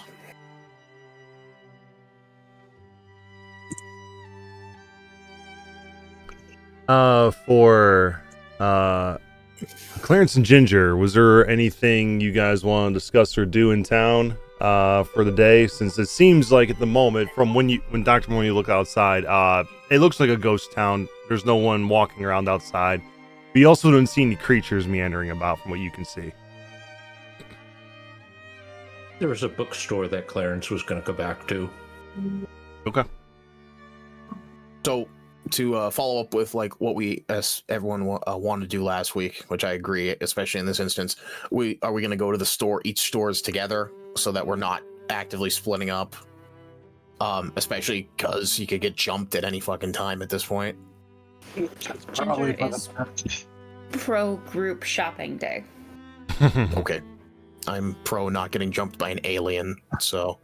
Ginger just wants to hang out with everyone. You know, Dr. Moore, especially after what we've been through together, I'd like to give you more of a chance than I had before. I I know we've had appreciate our that. differences, especially when it came to, something that happened in this town, and the use of the rage. But I don't think I even know what motivates you to do what you do. We can kind of look at Dr. Moon has definitely a newfound level of respect for Revan, especially for not only saving his ass twice in one day, but also just the level of like Revan and Ginger being able to like get the like actual snot like knocked out of him and then get back up. I mean, Revan was almost disintegrated by an alien, so DM. Yeah. Gotta be honest. I was knocked to zero twice by force. That's true. Thank you for reminding me. So force damage. Roll me 2d20s, please, so we know what you got. I'm just gonna give him my alder corn. I have an older corn. Okay. All right. Well, just for funsies to see what you would have got. Oh, jeez. 2 4s. Put it back to public roll as well, so we see what you roll. Oh, yeah. But for 4s, you would have suffered from twice internal injuries. So which would have meant you would have to make a DC 15 con save, or you'd lose your action and reaction. The same wound that you've had like 6 times, you got twice. I'm eating the corn this morning. Yeah. I had 2 Negates coughs. it. I'm eating 1. Is it like Revan's like, oh yeah, wait, I'm really injured, coughs up a shit ton of blood. Yeah. I'm assuming Ginger, you as well ate some corn this morning because you had some lingering injuries as well. I don't think I did. All of mine, I rolled pretty good. They were reduced when I got magically healed. Oh, that's was right. Madness as well, which was just that she was knocked unconscious, so she would have already gotten through that. That's true. And then when I received magical healing, it cured the other ones. That's right. I think Ginger for once is in pretty good shape. She's not charmed, she's not dead, she's not paralyzed. Heck yeah. All right. So Revan, you eat the older corn to secure your double internal injuries that you suffered multiple times throughout this campaign. And so that would mean there's 4 amongst the group still. Clarence has 1, Ginger has 1, Malcolm and Dr. Morin have 1. Because you guys all took 1 before they burned the rest. And of course, when you look out, I forgot to mention this too. When you look out in the morning, you do see the fire has been put out. Or is out already. All the harvest that they had burned there is just a dark ring all around the tree, and the tree is intact still, in its normal form. But yeah. So with that, after eating your alder corn, resting for the night, getting everything back to where it needs to be, sounds like you guys want to go visit certain locations. Heard the antique bookstore, but is there anything anywhere else you guys wanted to visit, or any discussions you wanted to have with the Juskenvalds or anything like that? I just want to follow up with what Revan said, which is that I want to talk to him later, like when we're resting again. Yeah, because we have like some significant pressing matters. But I just want to the main pressing matter is I want to pawn as much gear and get as much money as possible so I can start making the team some stuff. And I would really like to get into the mayor's office to see if we can get any information on what he knew at all. And then other than that, I'm down for whatever the party wants. Yeah, he might have items, but More, I just wanted to see, like, if he definitely wasn't the guy pulling the strings, because they were certainly, he's dead now, so he can't be as important as we might have thought he might have been. Someone should probably also let his daughter know. Let's maybe wait for Malcolm. He was probably the best with her.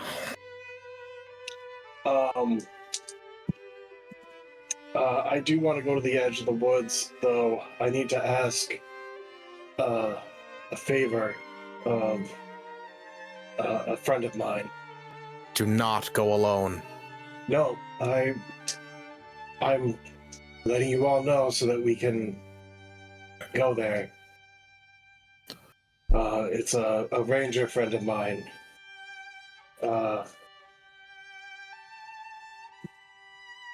Just need to blow on a whistle near the edge of the woods and she will find me. I want to warn her of what's going on and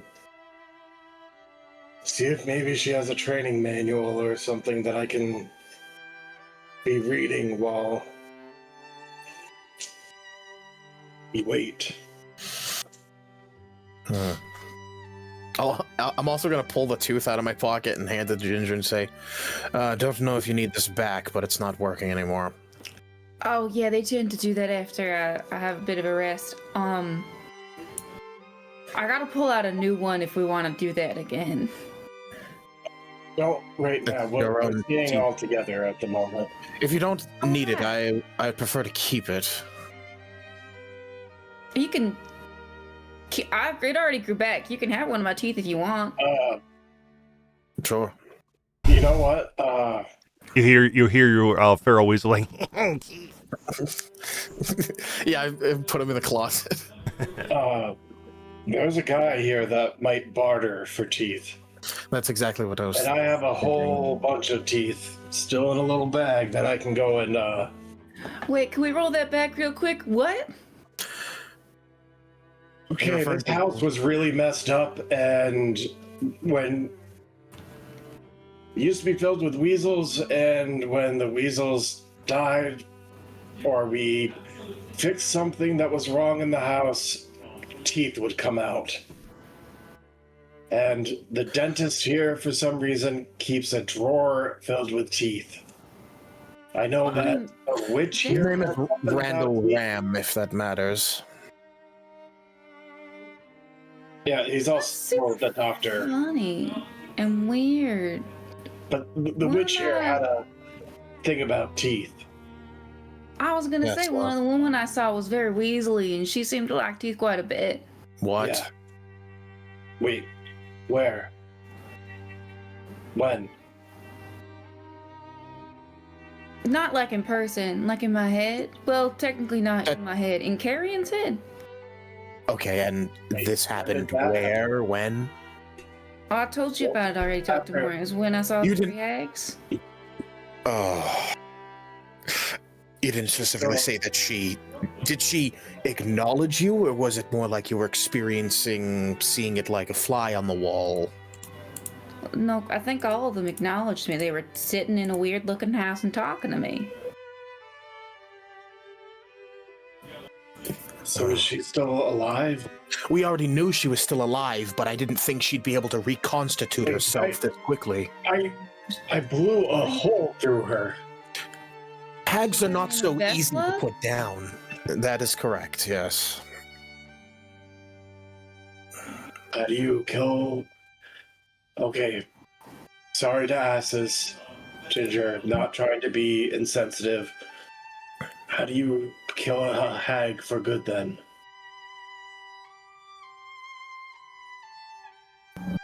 I mean, it's not really something they like tell you outright when you become one.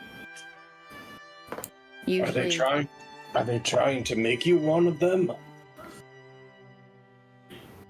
If so, please I don't know how to put this. I'm already.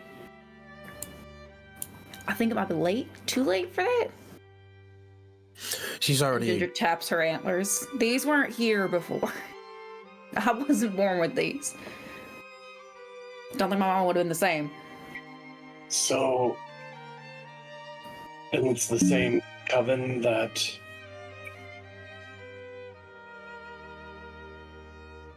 Okay, Ginger, I will believe you whatever you tell me. I don't know. Is your alliance with us or with them? I don't think she would have. I didn't know that we had like an us versus them thing going on. All I know is I was talking to Carrion, then I saw the three ladies. They mentioned a fourth lady. We were in a house. They mentioned the mine. Then they told me not to tell you guys, but I don't really know why they didn't want me to tell you, so I ended up telling you anyways. And they definitely know because they can see through Carrion's eyes. We That should kill the bird. I don't think we can kill Carrion. Ginger, real quick, as you're saying this, roll me a Constitution saving throw. Oh God. DM. Mhm. Can I roll some kind of check to see if I have any inclination on how to permanently put down a hag? Sure. Because we knew even after we killed Vesla, she wasn't dead. Can I Right. History Arcana for you. can I meditate on that with the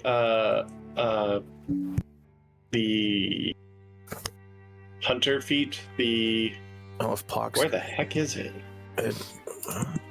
You can use that. Yeah, we can tag down with Dr. Morin's role to aid with that. The hunter of hunters. So what? I forgot what you told him to roll. I said History Arcana. He rolled Arcana. Pause real quick. You look at what that says. Ginger, I'm assuming, did you actually roll twice, or is it with advantage for some reason? I used a luck point and then did badly. Oh, okay.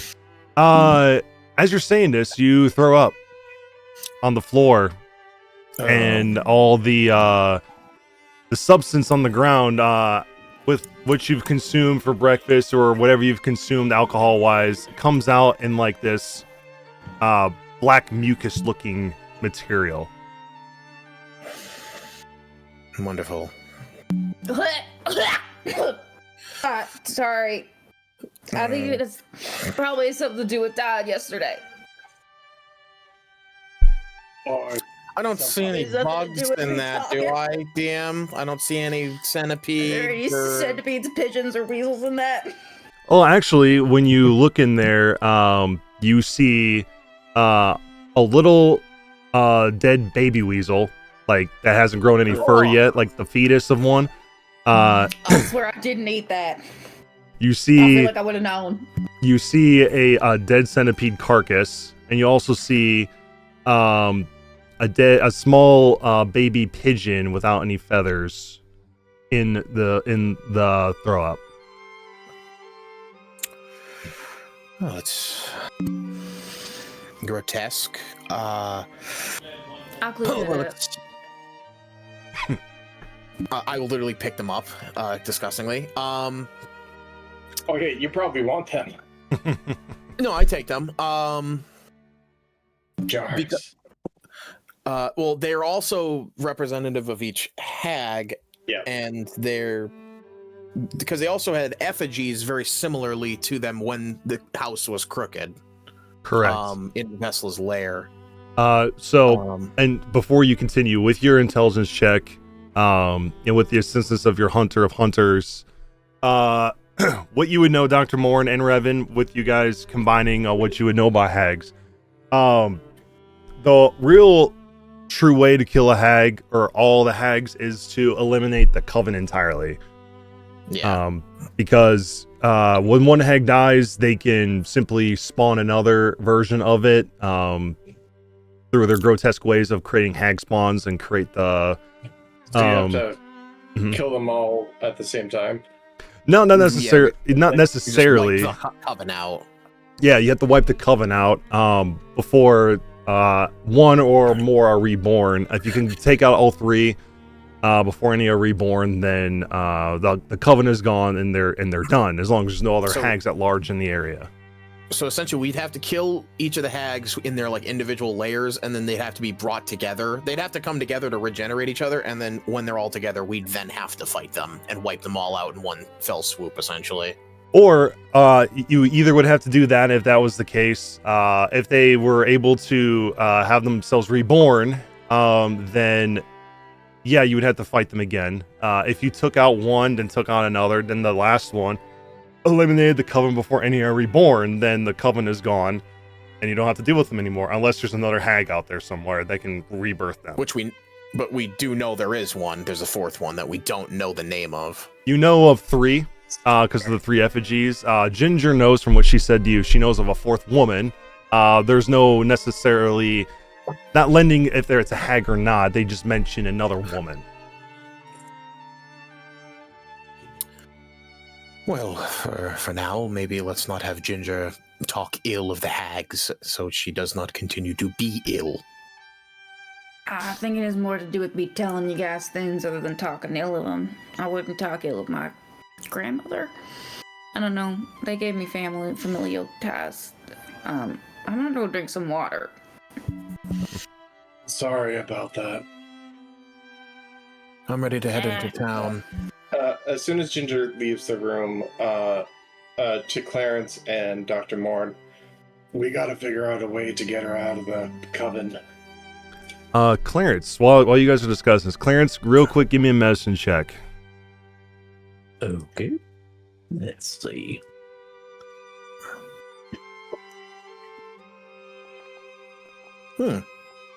Okay. 7. To you, with the 7, the puke looks normal. I mean, other than what came out of it, it doesn't seem normal, but the puke itself seems just like maybe it's a indication of her having a near-death experience, just based on what you see. Yeah.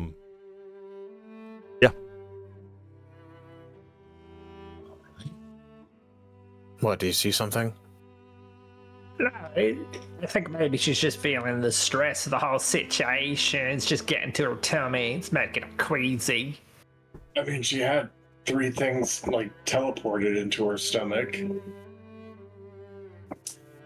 I sure.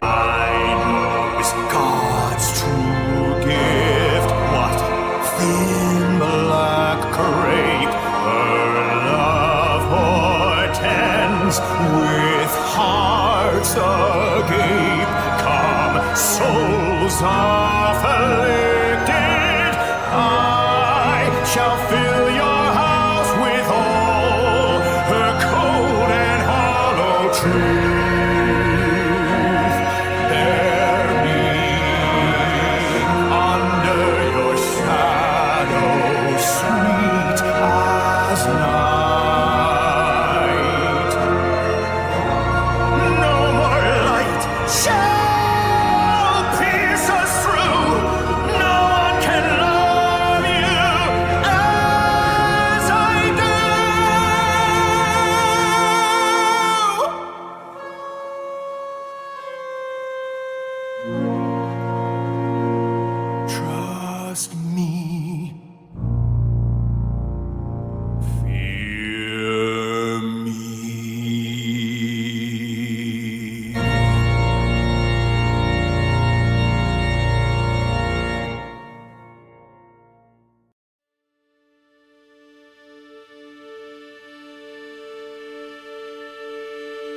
What frozen fortune we meet again, where luster once glinted, so solemn and grim.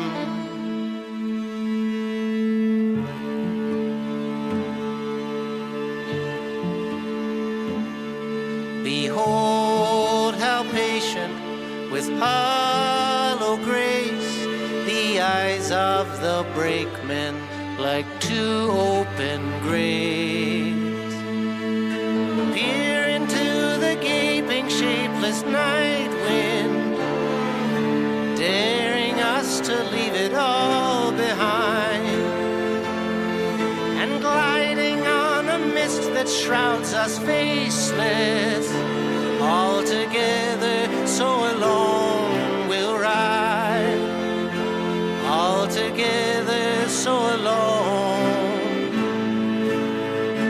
we ride.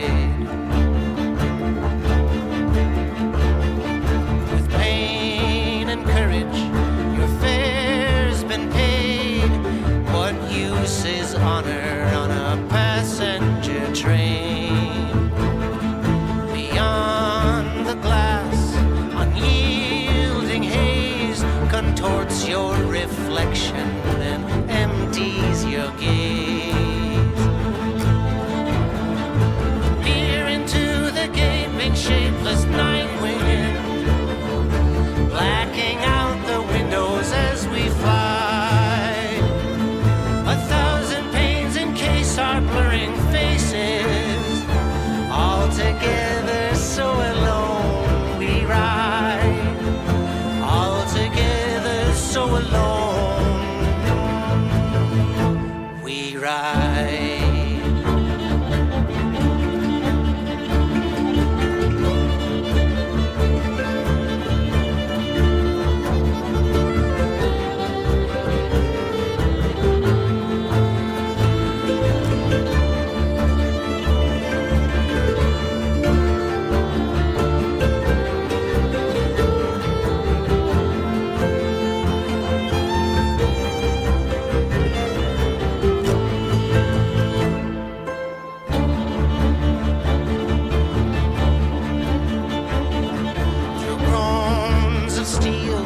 A hungry scream tears at the oil-soaked wall of black steam.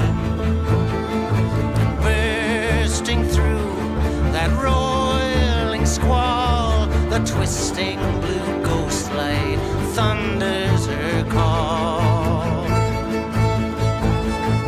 Piercing through the gaping, shapeless night wind, blacking out the windows as we fly. Along the lonesome rails that shake us faithless, all together so alone we ride. All together so alone we ride. All together so alone we die.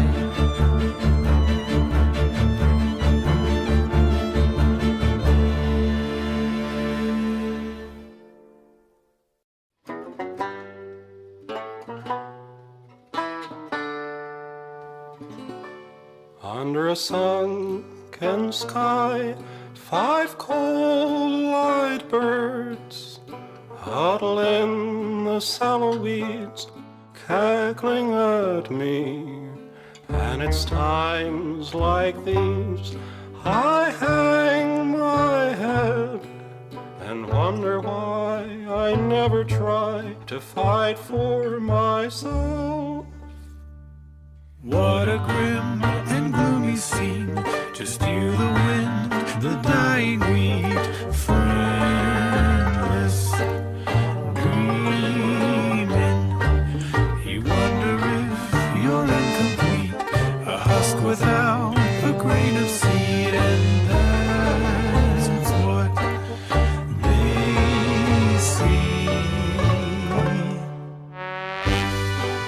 If they want to laugh, well now, let them try to do it after we take to the skies, loom above them like a gray cloud, talons quicker than a greyhound. Hear their hearts run.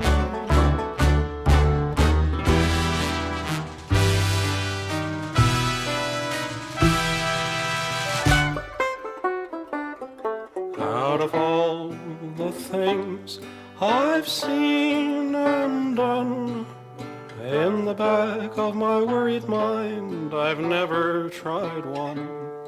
Maybe this time I could make them see they've probably never met a threat as empty as me.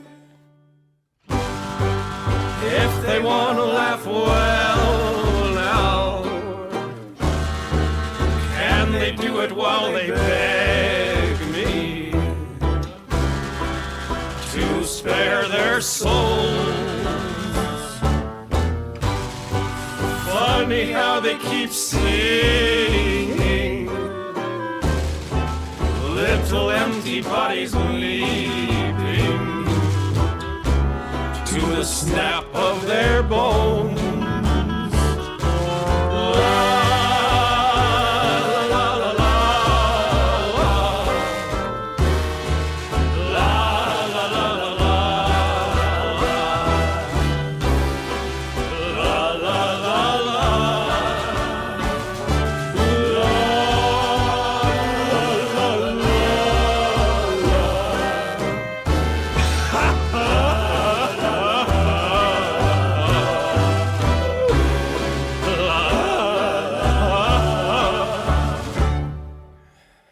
Under a sunken sky, two coal-eyed birds huddle in the flattened wheat, staring up at me.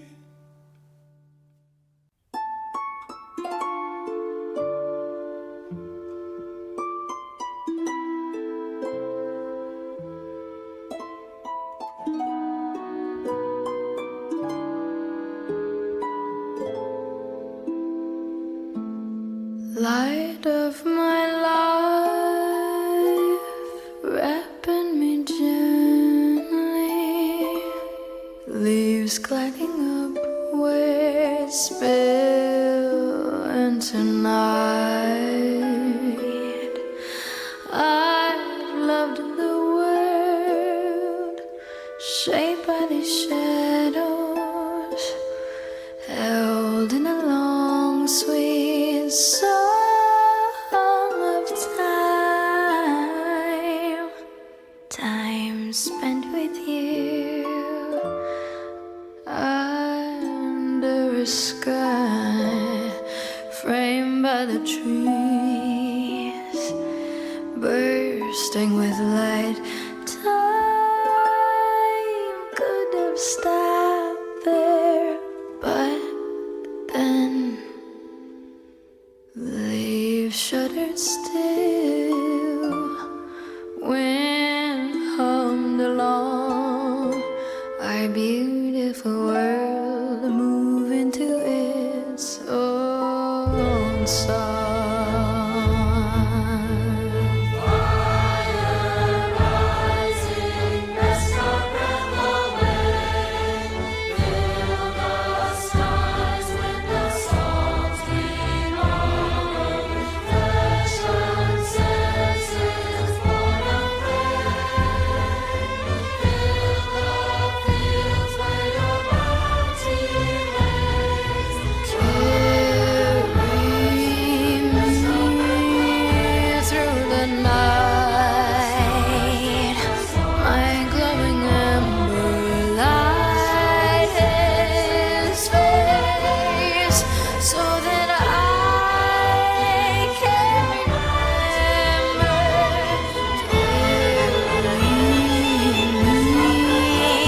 Through the night, my glowing ember light his face, so that I can remember.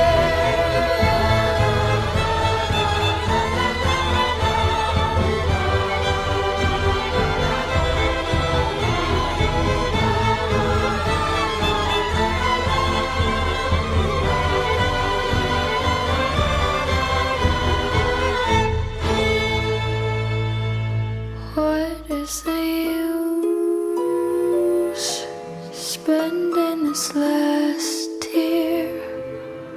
How does it make this more painless to bear?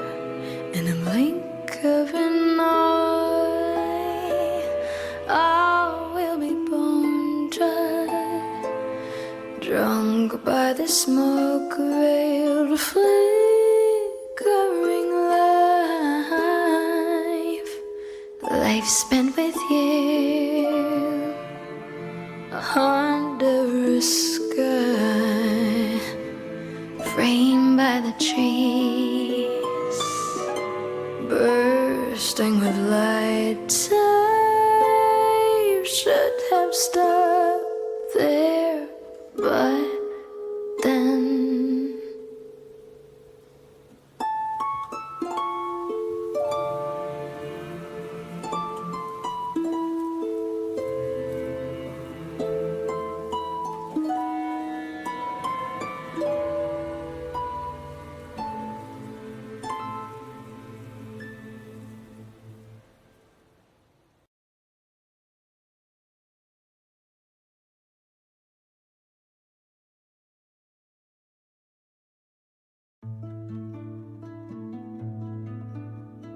dead trees open up for me,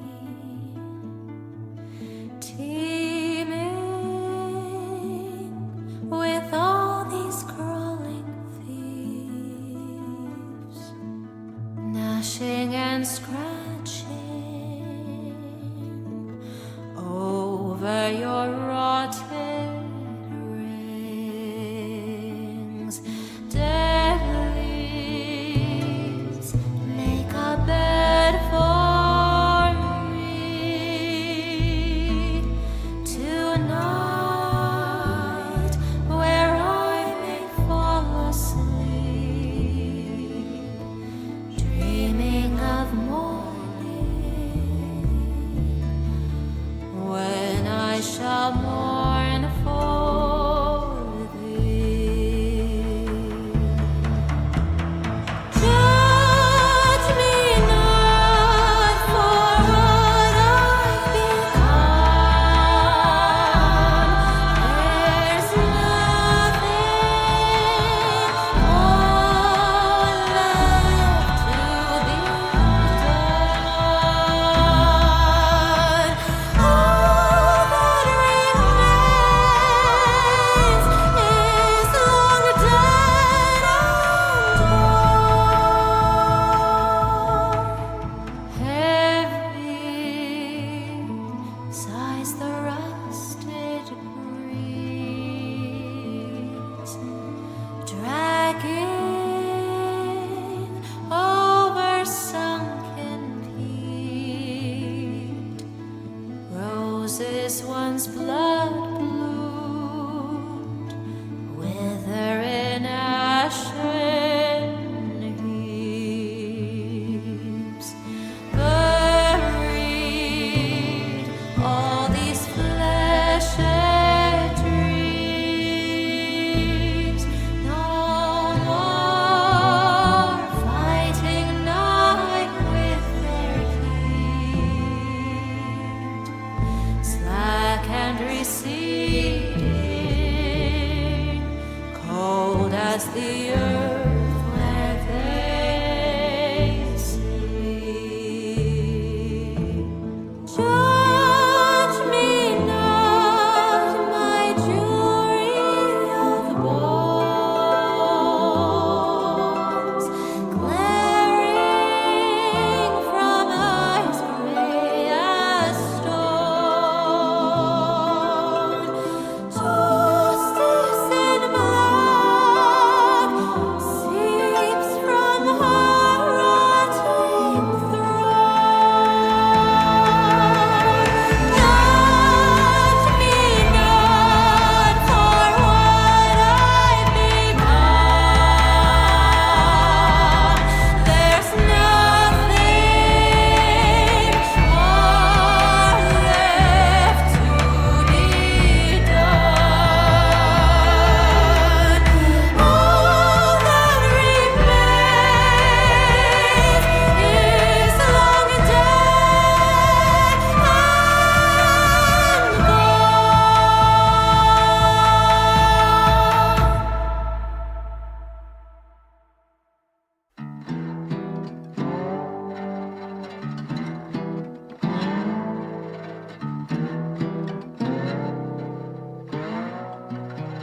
Not gonna do that without him. Right. We could, since it's just kind of downtime shopping, get that kind of out of the way so that we're not Yeah. prolonging it, and then we can pick up with the bookstore next week if that's cool with you, DM. Just Yeah. because that's the one that's really wanted to go to. Yeah, for sure. We can we can skip the bookstore till next week and handle that in the beginning of next session, and then go from there. We still got plenty of stuff to do that like isn't specific to like a single character, and we can still gather up. Since we are all traveling as a group, if we do hit a hour that has combat in it, to stop there. Yep. Yeah. Absolutely. Since the cameras and all that stuff got a little bit screwed up with Truly being here, I'm just going to make them disappear for the remainder of this. So you guys could just talk and go from there.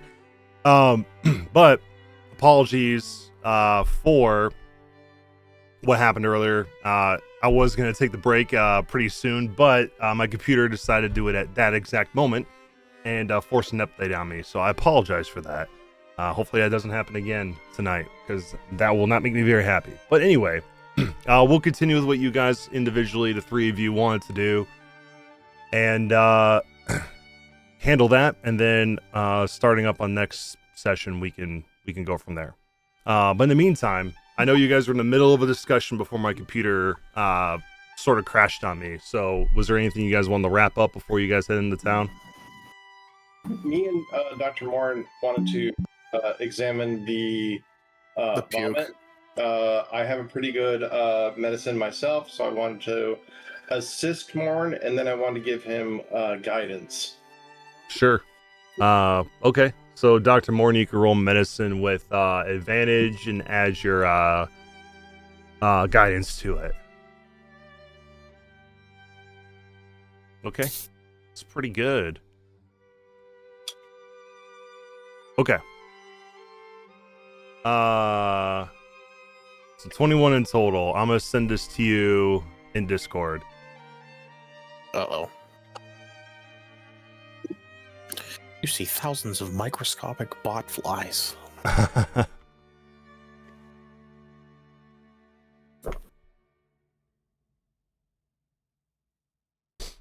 There you go.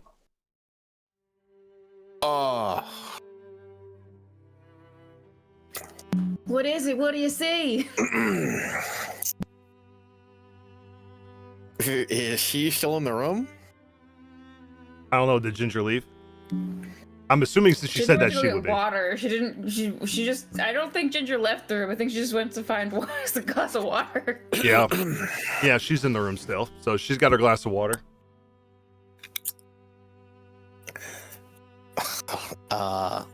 Yeah, this is the one thing that he would not be good at telling someone. Write it on the paper, tell me, and then I'll do. I ain't pregnant, and that would be put a whole mess on a whole bunch of different things. Well, you said it, not me. I'm pregnant. That can't be possible. That doesn't make any sense. Yeah. Doctor, you're being an alarming amount of quiet. Is that the... Please tell me that's not the hag spawn.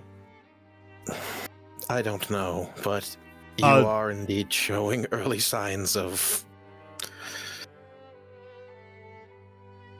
pregnancy.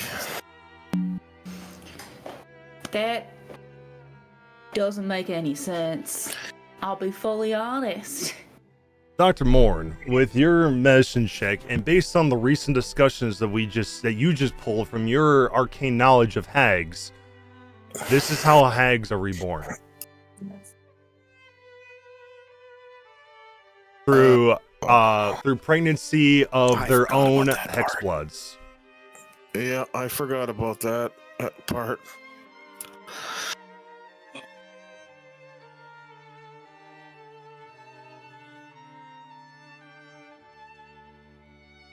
It's... We gotta do something dark. I will also say, based on your medicine check, since you rolled above a 20,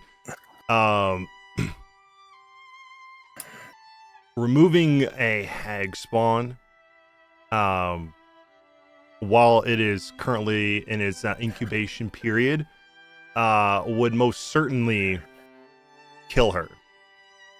And since I rolled above a 20, is this going to be like a chest burster situation? No. but it's also not going to be necessarily traditional birth either. It's going to be, it's not, the birth of it's not going to kill her, although typically whenever hag spawns are born, the ones who birth them are typically killed. But because she's a hex blood, it won't kill her when they're born. But based on how she threw up earlier, that is the method that hex bloods birth their hag spawns, by throwing them up. Okay. And it is extremely painful. It is extremely terrible experience to go through, but she will live through it.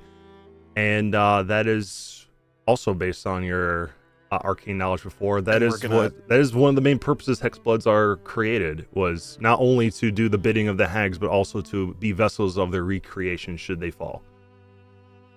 And we're gonna see so they're gonna be reborn the same, or are we gonna see a horrible weasel pigeon centipede thing? So what you've discerned is that because when she threw up, all three of the little baby versions of the hags were there. This is not going to occur until all three hags are dead.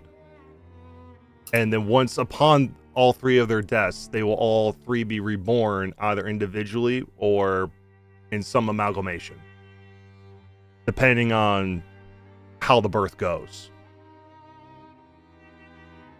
So it sounds, so based on what you've surmised, yes, she's showing early signs of pregnancy.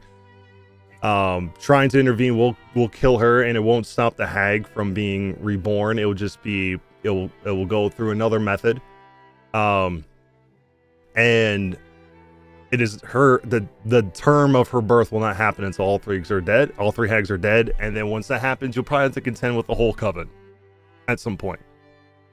Okay, Ginger, do you want the good or the bad news? Well, good news is bad or really bad news.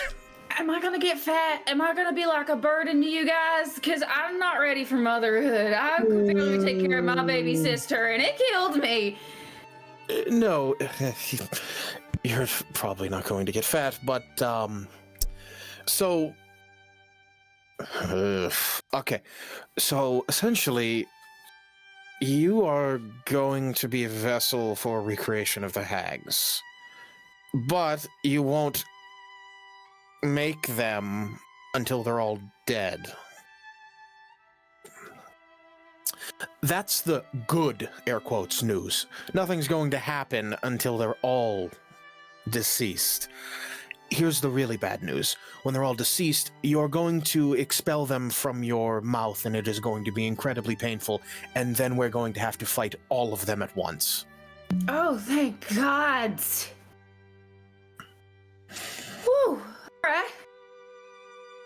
So what, it just doesn't just say those three bitches are alive?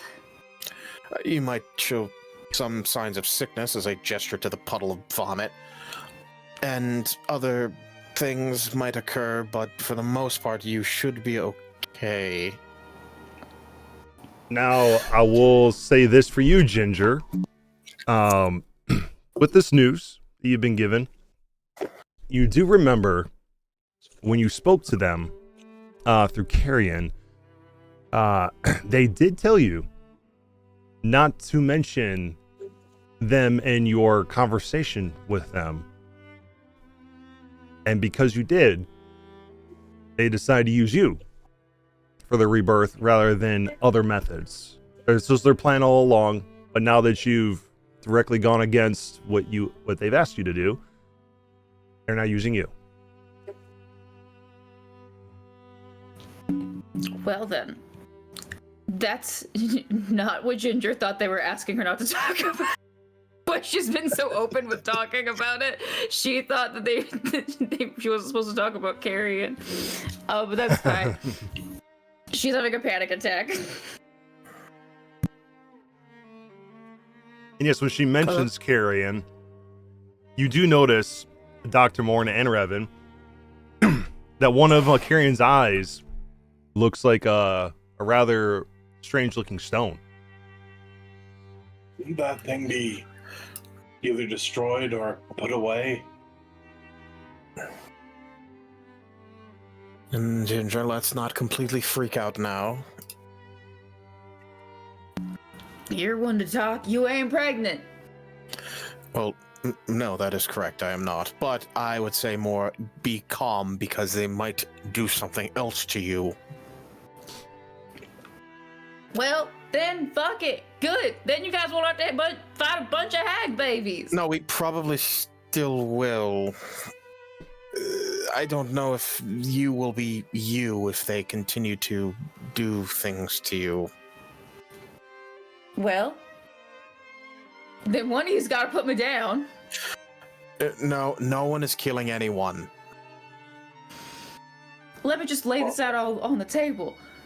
I can't talk about them. They are watching me all the time. We have to kill them, but when they kill them, I'm gonna vomit up a bunch of hag babies that we're then gonna have to fight immediately. Morn. Yes. Okay, just spitballing here.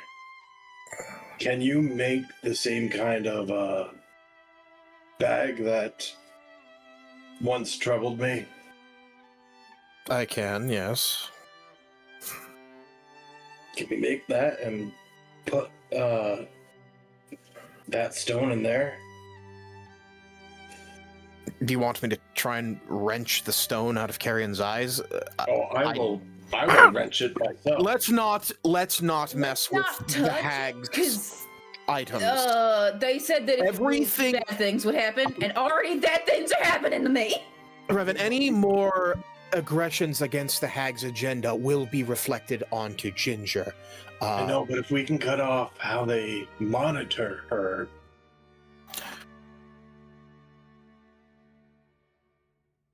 I'm not going to make any decisions for her, but I'm not going to do anything until we are at a agreement.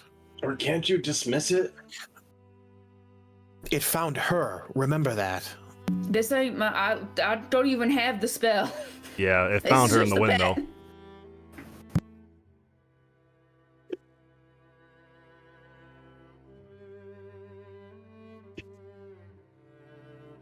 Great. Okay. I'm taking deep breaths. Do we tell the others when they get the... I think we tell everyone all the time. I'm a hag bomb. That's not something we should keep from people. I don't know if we should tell everyone. I think Maybe Clarence, just and I'll look over and he's completely two-dimensional. This is cheap posing. I don't know what's wrong with him. Clarence, there isn't any crows in here. And now Clarence is T-posing now. He's actually in scarecrow form. Let's not go around telling the general public that you're a, what did you say, a walking hag bomb. Those are the words that I used. Maybe the Druskin Balls can do something. No, I don't think they can. Philip is currently completely powerless. Maybe they know something. There's gotta be something in some book about purging this from me. If you can tell just by looking at my vomit that there is something in me that's doing this, then there's gotta be evidence that we can kill. And if I go through with it, yeah, we're not maybe killing the you. With a 21, he's like very adamant on that, by the way. Like, with a 21, do I know of anything that could be made that could maybe cause a rejection of this rebirth of the hags? Maybe like a hag's bane or some kind of potion or tincture that could make her sick or kill it before it can be reborn? If it was anyone who wasn't a hexblood, sure, but because she is a hexblood, no. Okay, so And if we... She has a particular connection to these hags. yeah. And even if she was to die, it wouldn't kill the hag spawn. The hag spawn would simply be reborn in some other form. That's why she is being used in this case, because it actually is it's sort of like an insurance that Yeah. if It's some, actually good for us that, because we know That's- where they will. Not the word I would use to describe the situation, but I get where you're getting at. yeah, essentially he's saying at least we know when it's coming. Yeah. I am sorry for you. Since you have joined us, you have done nothing but suffer. Yeah, you can say that again. Listen, I always wanted to settle down and have a family, but I didn't want to have, 5 to 6 little hag babies that we're going to have to slaughter immediately come out of me the second that we kill the other 3 hags that are apparently my family. I'm guessing They will be- going to grow up. They will be fully grown, don't worry. You won't have to kill any hag babies. We'll have to kill a fully grown set of hags. Oh, great. Yeah. And like you So- said, Dr. Can you Morna, at least put a bag over Carrion's head or something? They said anything to obstruct it. They told you that. Okay. Well, now the cat's out of the bag. It doesn't really matter anymore. I can tell you guys everything.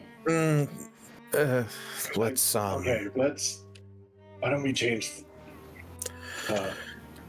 Oh boy. This is not a subject you can just necessarily shelve, but for now, there's nothing we can do. We know where one of the other hags is located. We just need to be strong enough that when it does happen, we can put them down for good. So we just don't fight them for as long as possible. It's fine. Don't you need to save your sister? She's in the mine. We're going to have to fight the hag regardless. that is true. Yeah, you know what? Briar's a strong and hardy woman. She's very capable and not pregnant. You don't really believe that, do you? That I'm pregnant or that she's strong and capable? That she's strong and capable enough to fight a full hag. Well, she's probably just one of them now. Or is she like you? I don't know. I haven't seen her. Last time I saw her, neither of us were This innocent. might be a bad thing to put in the air for your mind. How do you know she isn't in the exact same situation as you, as a secondary insurance plan? I don't, which is even more reason to not fight or kill the hags. Because then what? We both puke up. That's hag babies we have to fight now. It's your choice at the end of the day. But the hags have been getting in our way more than you might think. The reason that Raum had taken hold is because of Vesla. So they have their fingers everywhere in every situation going on. It's likely maybe even the mayor was possibly killed by that creature because of the hags. Who knows? Why don't we go to the mayor's office and see what we can find? Sure, I'm ready to go. Anything to get away from the situation. Oh, lucky for you guys, the situation's to me. The situation will affect all of us very soon, I'm feeling. I'm gonna just ask the maid, be like, someone got sick back there. Can you Put that puke up.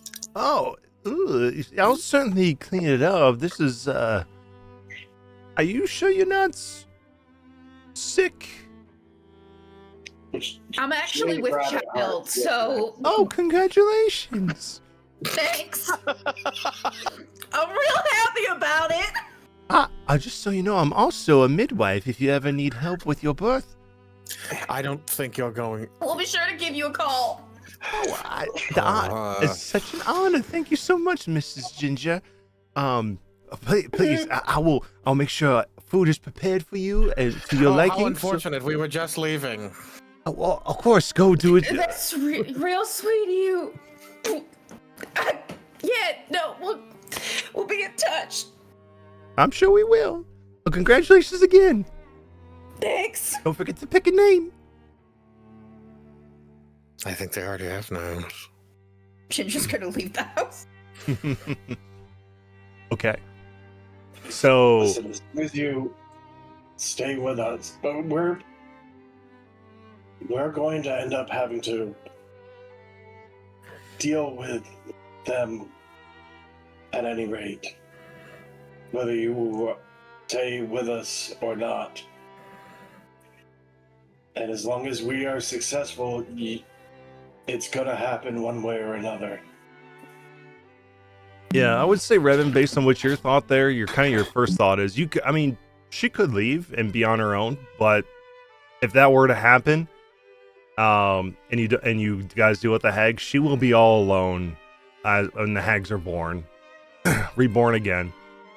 I mean, it's completely up to you guys what you want to do, but you guys talked about it earlier. It's better to stick in a group and be in this together to deal with all the things, because of course Ginger has saying, "Get out of here." Yeah, I mean, Ginger has this issue. You have your issue with your anger that's people have been exploiting. As far as you know, other people may have other issues you just are unaware of at this moment, or if they don't now, they may later. This place has a way of, taking something from you. Or putting something in you. If Clarence wasn't, trying to be a, literal scarecrow right now, he'd probably be jealous. It's true. It is kind of his threat is a malediction where the rebirth is not happening, and yet birth is happening here. Maybe not the way you intended, but yeah. Either way, Dr. Morn, you're not sure of what you said about her sister being in a secondary option is a possibility, but you at least know, just from what you've been able to put together, it does seem quite convenient that they chose her for this, and they also have her sister. Could be a bargaining tool. It could be blackmail. This in character is really fucked up. Dr. Warren is thinking, if Ginger dies in a fight, we're gonna have to deal with a hag almost immediately. No, that won't happen. But if she dies, we're not gonna know where they're gonna be reborn. If I go down, take me to that alien thing that made me dust, or that made the mayor dust. He can make me dust, can't he? I don't think the alien is going to make any deals with me and Revan, considering Revan clocked him. Well, maybe the alien's still at the mayor's office. Let's go see. Maybe he's the mayor. Yeah, we need to pick flowers and shit too at some point.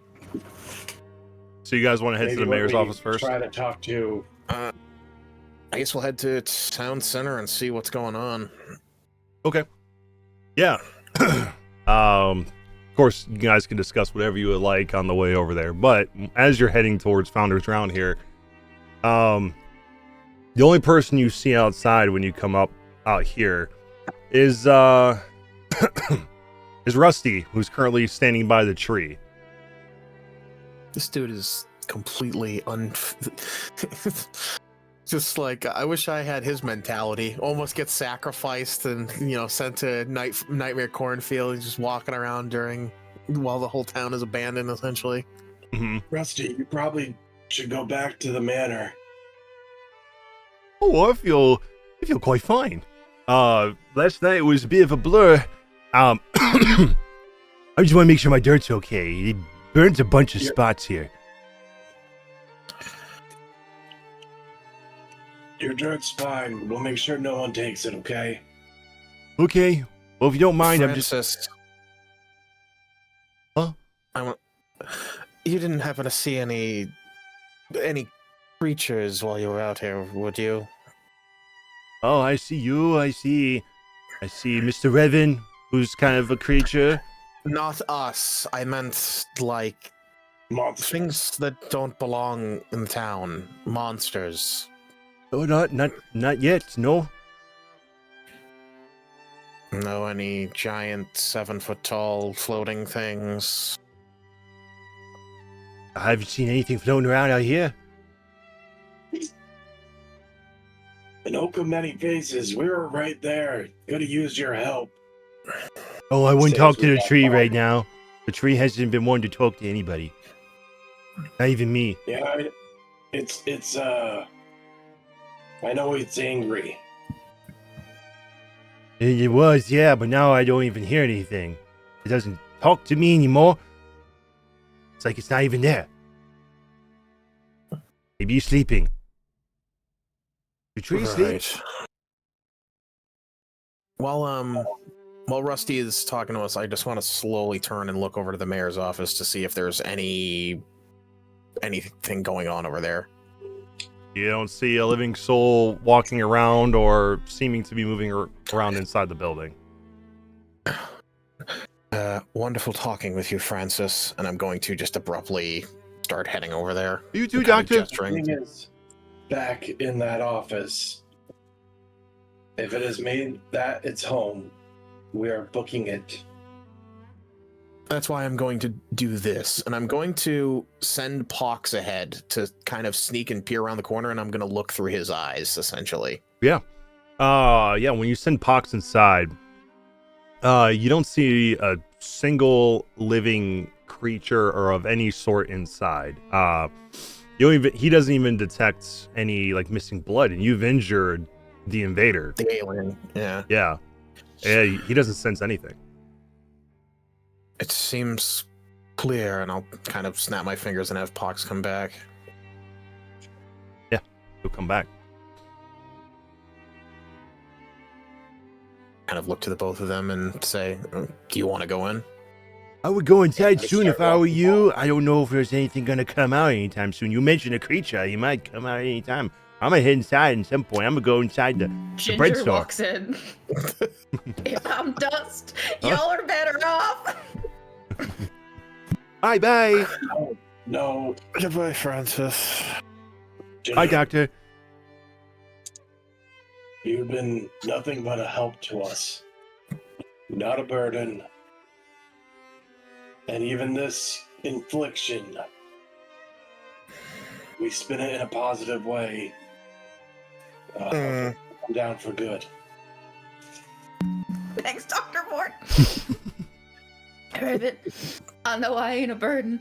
I've done a lot of work on myself, both emotionally and mentally, before I even got to Druskenfeld, to have a very healthy but very realistic look at who I am as a person. We can't talk about the hags around me. We can't think about the hags around me. And if we kill the hags, I'm gonna give birth to 6 more hags. 3. Why do you keep multiplying them? 14 more. 14 more hags. The more you talk, the more they come. Why don't we just drop it, and I'll kind of gesture and point to Carrion. What are they gonna do? Put another hag baby in the? They've already done as bad as they can, in my opinion. Ginger's just gonna walk right into the house. I'll look at the jar filled with the creatures that she puked up. And be like, didn't they curse her already with antlers? Can't they make her more of a monster than... Well, let's... I'm not one to judge someone's appearance. I'll kind of gesture to myself. No, but they could still do worse. Sure, they're hags. They could turn her into a lampshade. We have no idea. Kind of look to Jacob go. Oof. I was thinking, give her like green skin or something, not make her an inanimate object. They literally made a man become trapped in the foundation of his own home. I think they could do a lot worse than turn you green.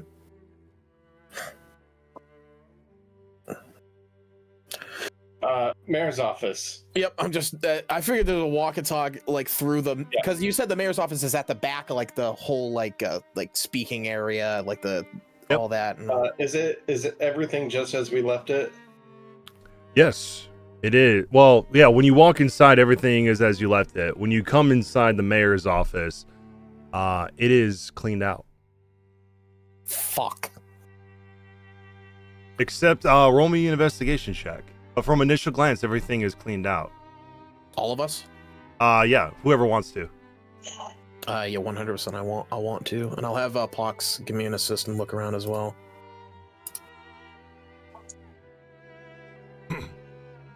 Okay. 19. Yeah, not Did anyone good else want to? investigation, But, That's high enough, but yeah. I'm willing to help Ginger if she wants to, and give her guidance. Ginger is just walking around the house at this point. Sure. Just like shell shocked. Yeah. Alright, at that point, I'll give more guidance if I can, since Ginger is just like Okay. lost in. So 21. When you search around the office, look through all the drawers, all the cabinets, everything you could possibly store anything in, they are all completely clean and empty, except underneath the chair where you had seen his dusty remains. There, you catch the glint of something underneath, and upon picking it up, it looks like this. Is it a button or a coin? It's a button. And can I make a glean that is that the same symbol on the button, the one that was on the door? It's similar, but not quite. It is it looks like a goat, but it has two horns, and it's the little holes where the thread goes through serve as the goat's eyes. The hell would clean this office out?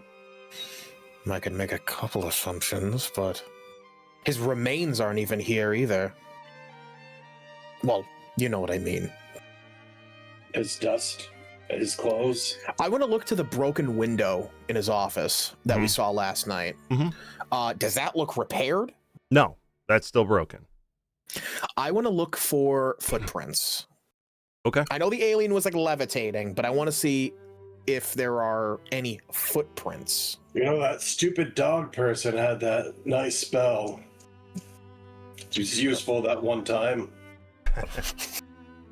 So go ahead and roll me survival to find footprints, and you all still right, have guidance. I still have guidance, and I will also have, unless Revan wants to give me a help with this. I can. Actually, Revan, you might be better at finding the footprints than me, Mr. Wisdom. Oh, survival? I Yes. can roll survival. I'll give him the help. Okay. I'll give myself the guidance. Okay. Let's see. Write it all in. Also look for blood if they cut themselves on the window. That's pretty fucking good. Oh, that is a good roll. It is. 26. On the inside of the mayor's office, you don't see any types of footprints whatsoever in here. But on the outside of the window here in the mud, you do see a set of footprints that belong to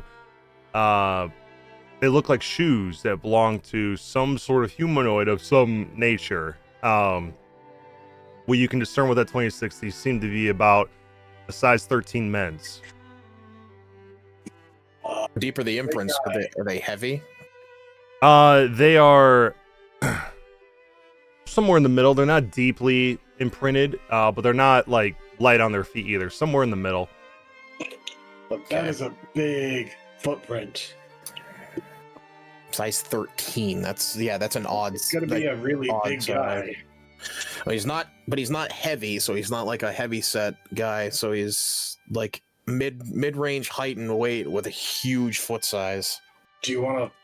Oh my god. Do they look like clown shoes? No. Okay. He's heavy set. Is he? Okay. Chuckles? Yeah. No, they don't look like clown shoes. Do you want me to follow these? Did they lead to the woods? Because if so, no.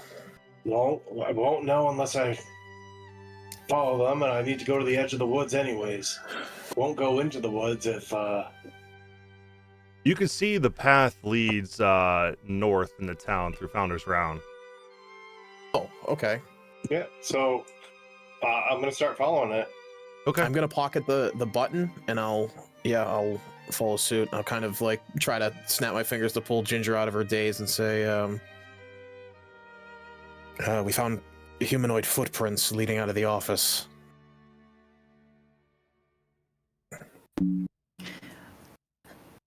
By Ginger's walking around the house, she's not in a daze. She's in like a manic state. Like she's Okay. been walking around the house and like opening cabinets and like knocking things over like a cat. While Revan is like heading out, I'm gonna like gently put Dr. Moore will gently like reach out and put his hand on her shoulder and say, "Look at me. Yeah. I don't want to give you false pretenses, but as long as you're with us, you're going to be okay. I'm not a miracle worker, not like I can't make any promises, but as long as I'm still standing and still alive, I'm going to help you. Panicking and freaking out is not going to help anyone. And I know me telling you that is not going to make it go away. But think of what we have in front of us first. That is far on the horizon."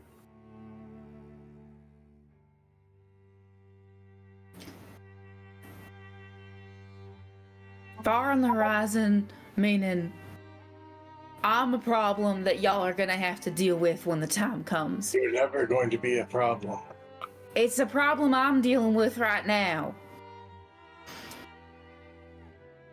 I won't dwell, and I'll help where I can, but I am not okay.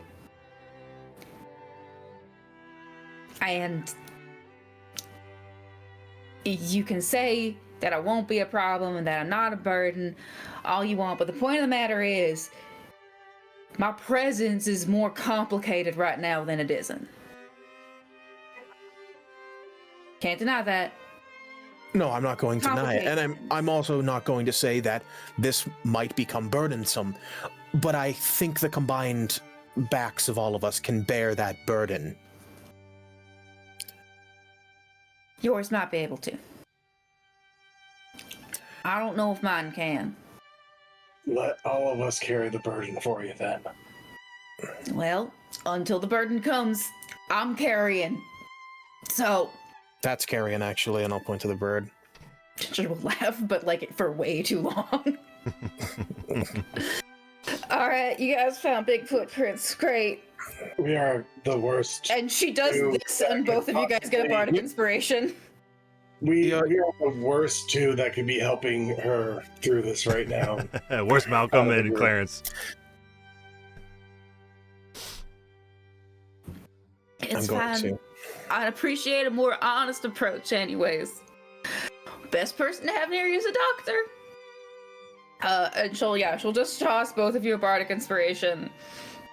And we'll just kind of sit cross-legged by the stairs. Just tell me when we go to the bookstore or whatever. No, I gotta buy myself something. I can't do this. there's something I've been wanting to, talk to the group about for a while. While I'm following the footprints. I keep getting haunted by old people. You also, I don't know why. you also have a That's tendency me. of destroying sentient objects. No, I make people get haunted, but like in a good way. I don't know, it's happening. It usually happens when I whistle. Unfortunately, the person playing me doesn't know how to whistle. I don't understand why you keep referring to the fact that you're being played by someone. Well, I'm getting played by 3 bitches, that's for sure. Yeah. So wait, is it that when Ginger whistles, it's like that? I'm not even gonna try on mic. Yeah, it's just like Ginger just screams, "Tweet!"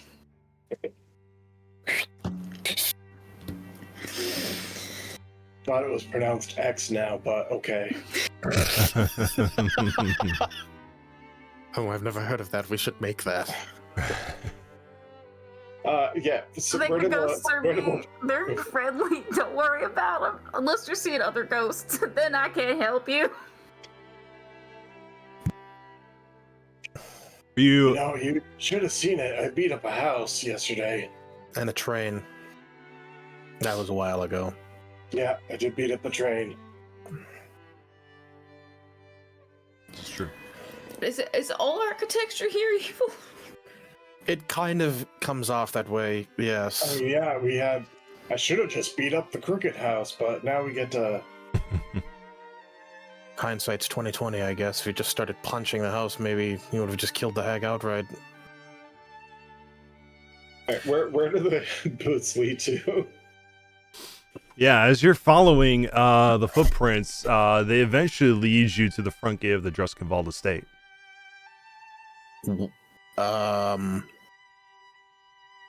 Well,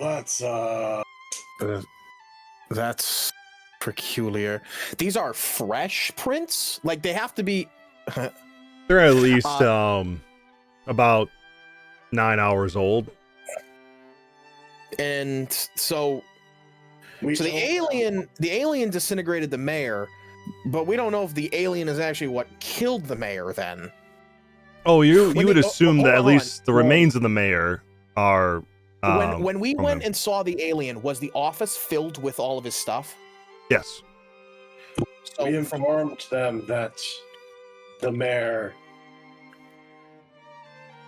Why don't we talk to the Druskenwalds?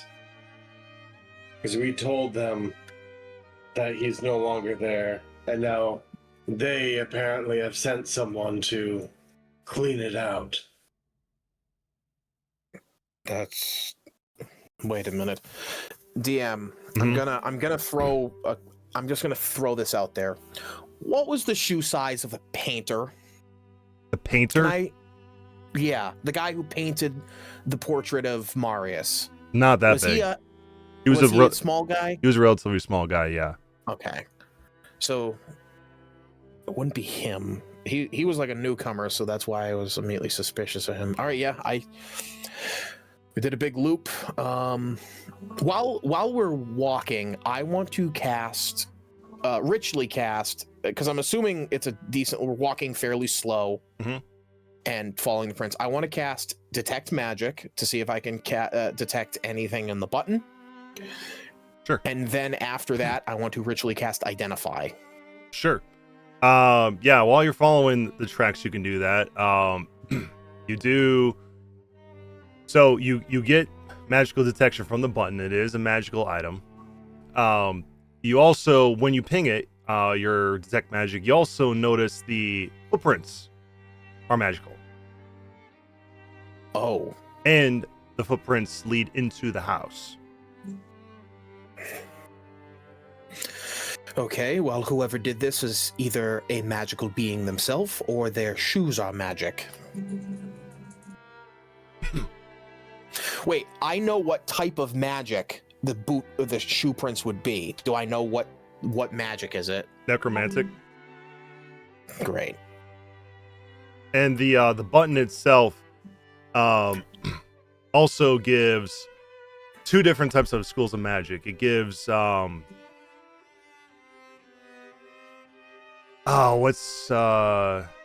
it's conjuration as well as abjuration.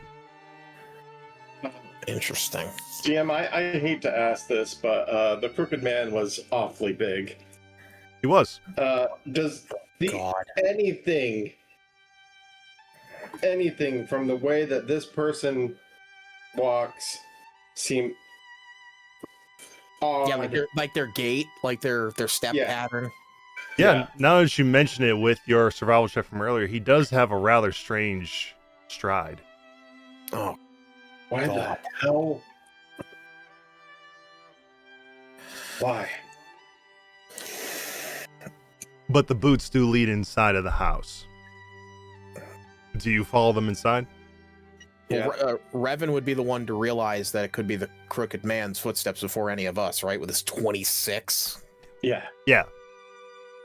Because I feel like by the time he would make that realization, and I pointed out that the boot prints are magical. Yeah. Probably around the same time you probably are realizing this separately. But when you walk inside and follow the prints inside the house, as soon as you walk into the foyer, they turn to the right and lead into the music room. Go there, ready for a fight. Oh, when Wait. Mhm. I want to. Can I finish identifying the button at this point before we run in there? Were you ritually casting for both? Yeah, it'd be 10 minutes for each. I don't know if the walk itself, following the blueprints, would be 20 minutes, but that's what it would take. I would say by the end of the music room, when you guys are done talking in there and doing what you're going to do in there, you would be finishing that up. Okay, I just wanted to know. All right. Yeah. Yeah, I'm gonna pull out my pistol and back up Revan, and I'll kind of signal to Ginger that there might actually be some kind of thing in this room. Yeah, when you walk into the music room, the three of you see the footprints continue and then turn to the left until they end in front of a mirror.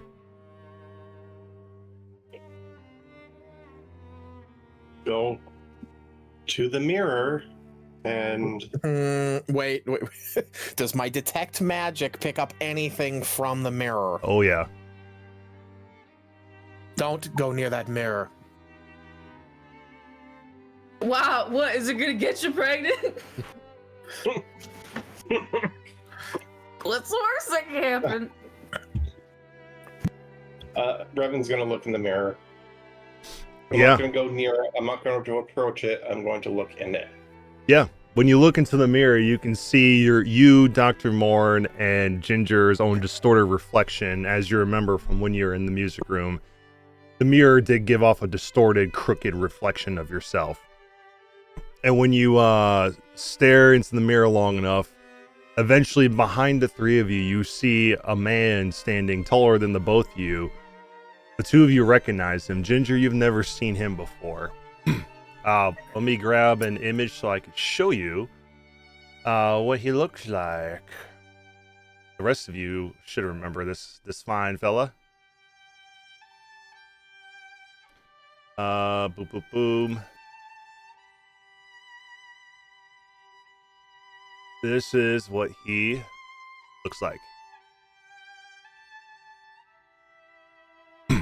And you eventually hear a voice that kind of is omnipresent in the room, and he goes, "Hello, nice to see you all again."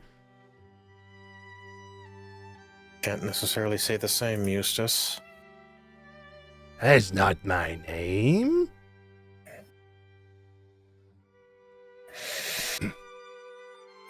Does he look like he's coming out of the mirror? No, he just looks like he's standing behind you in the mirror. Why'd you go to the mayor's office? Because he had to die. He was a loose end. I fucking knew it. Why So did he was you just go a to the pawn. mayor's office?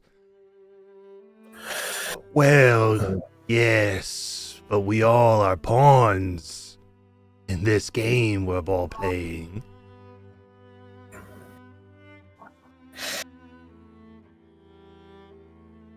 So, you're the one that killed the mayor. Oh, I merely made it easier for the good deeds you did, stopping the ritual and allowing the creatures of the night to do their work.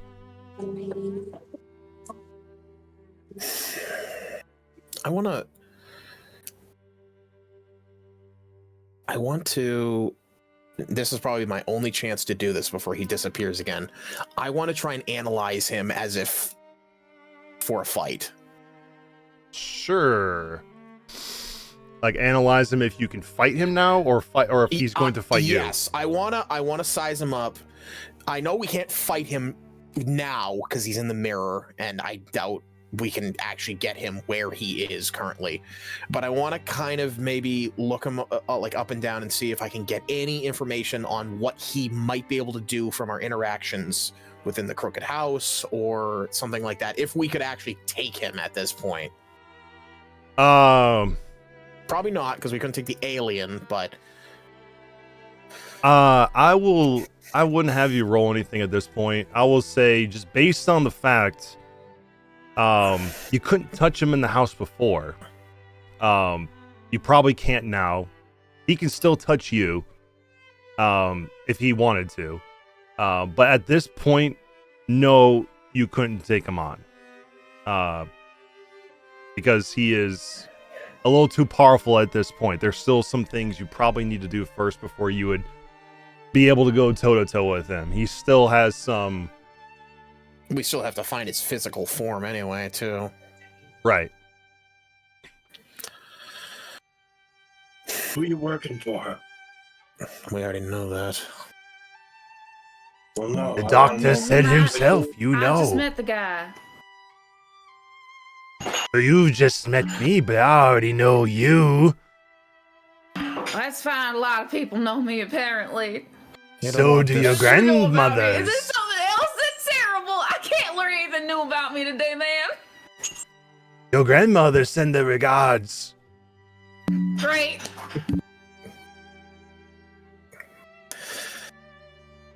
What can I do for you all in this audience that you've brought in front of me? We wanted to see everything that was in the mayor's office. Did Getting you a distinct find feeling anything? you're not- You cleaned it out. I didn't do anything besides break the window. The rest was up to everyone else. Do you know who I want to cleaned it out? insight. I want to insight check that if he actually is only if he only broke the window or if he is responsible for going back and clearing it out. Sure. I can't really justify Pox helping me on this. It's still not bad. He doesn't seem to be lying to you, no. So there's there's a third party, seemingly. Or fourth, fifth, possibly multiple. But there's definitely more going on here than just his part in this. While you're willing to talk, do you know anything about the yellow tree that spews the red smoke? Of course I do, but why would I tell you? It is not your time to know. When is my time to know? You'll know it when you see it. Well, that's Look. not fair. And I wanna like kind of not move closer to the mirror, but why are you even humoring us? Last time we encountered you, you tried to kill us multiple times. Now you're amicable. What's the difference? It's not so much amicability, but more I have more power now thanks to you. You killing Vesla gave me more power to do more. You freed me even more. I must thank you for that.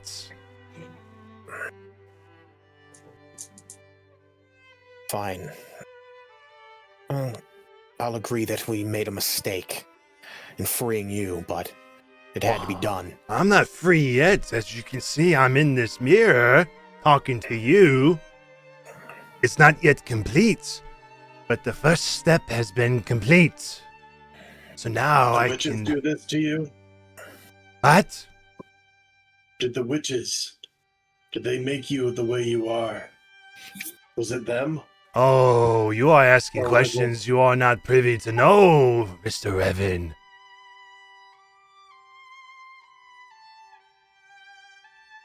That is my business. Fine. I have a question You for said- you. Yeah, ask your question. The mayor. Was he any more than just a tool to be used, or did he have anything of actual value to this whole scheme? He was, like many others, including myself, a pawn to the greater plan. But he had a bit of a gab on him, and he needed to go. He could have lived longer, if it wasn't for his intrusion on his thoughts.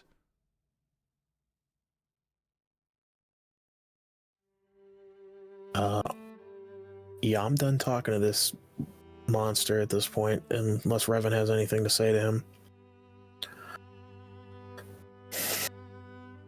We're not gonna get anything but half truths out of him. So Say that you owe us for giving you more power and freeing you. Can you share that power? Why would I share my power? I've only just acquired it. Well, if you share your power, perhaps we can get you more. You know what, Revan? I'll humor you. I'll show you the power that I have acquired recently. Are you ready?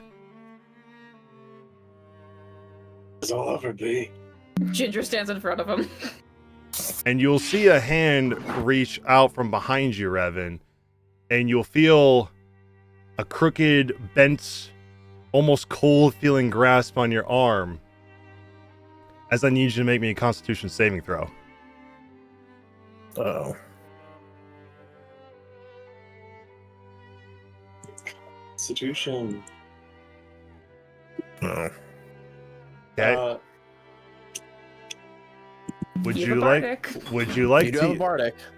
Would you like to use a I'll bardic? use my bardic on that. It's a D6, right? Yes.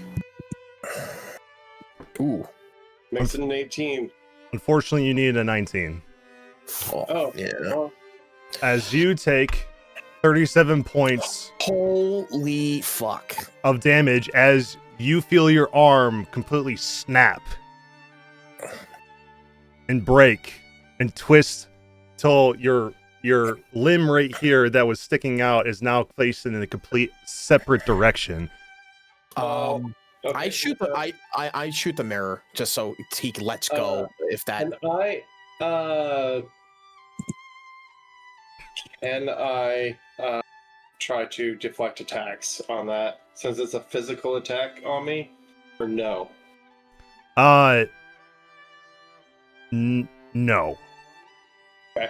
I am down, and I need to roll some sort of I don't know what. Oh God, that's 2. Yes, it's a 2. Let me. Psychic. And as he snaps the limb, and you shoot the mirror, and you see the mirror crack in front of you, and you look behind you, you don't see any man standing there, but you do see a mangled arm of Revan as he falls to the ground. And then you'll hear from the mirror, without seeing him, say, "We'll be seeing each other real soon, and I cannot wait." And then he disappears. With your 2, I gotta check the damage type on this. Okay. Force damage. With the 2. Okay. It's actually, I'm just gonna roll with this because a 3 makes more sense than a 2, because a 2 says broken leg, but you just got a broken arm. So it says you can no longer hold anything with 2 hands, and you can hold only a single object at a time. If your arm is splinted with a successful DC 15 medicine check, the magical healing of a 6th level or higher, such as Heal Regenerate, mends the broken arm. Or it will heal naturally in 8 weeks. If not splinted before it's healed, or allowed to heal, the effects remain until it is rebroken or splinted. So basically, it's going to reduce your ability to hold 2 things, and it's going to impact your ability to punch, because you're only able to punch with 1 hand or 1 arm. So basically, you need to have it splinted, then have it magically healed with a 6th level or higher spell, and then with it splinted, it'll heal naturally after 8 weeks. I'm going to reach into my jacket and kind of, not begrudgingly, but sighing, and place my Aldercorn in his not broken arm, like in his hand. I'm still unconscious and need Ginger will to... cast Cure Wounds. Oh, I forgot you were unconscious. I thought you were at like one hit Just point. gonna put a corn on his body. It's so funny. Yeah, just drop it. Yeah, clean yourself up. Drops corn on his. Yeah. All right, you cast Cure Wounds on him. So that's 2d8 plus your spellcasting modifier, unless you're upcasting it. 16. 16. Okay. So you get 16 back, Revan.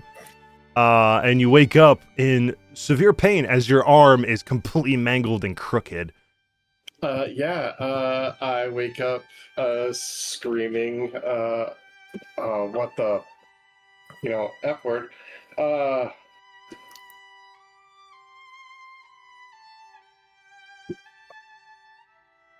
Eat the corn. Eat the corn. No, doesn't this need to be fixed first, or? Your arm? No, eat the corn. Unless you want me to splint it first. I eat the corn. Okay. You eat the corn, and as you're eating the corn, you'll hear the corn, or unite the corn. You'll hear your arm start to, all of you will see this, you'll see it start to snap back in place, and as it's doing this, it's agonizing and it hurts. As it's I'm screaming back in out place. pain. And and as excuse me, as you your arm gets snapped back into place, back to its normal form that it was in, your lingering injury goes away. And the mirror in the room is cracked. Dr. Moore, you could still feel magical energy coming from it. You have damaged it, but it is not destroyed. And at this point, you will also, your identify will kick off. And this item that you have on you is known as a devil bone button. What you'll glean from it is this bone button is found on an article of clothing, such as a shirt or coat, and is carved with a tiny image of a devil that looks like a goat. It must be attached to clothing that you wear to attune to it. You gain a +1 bonus to saving throws, and it has the following properties.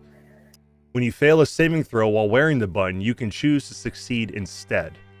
Once this property is used, it can't be used again until the next dusk. Protective bone. While wearing the button, your hit point maximum increases by 5 plus your constitution modifier.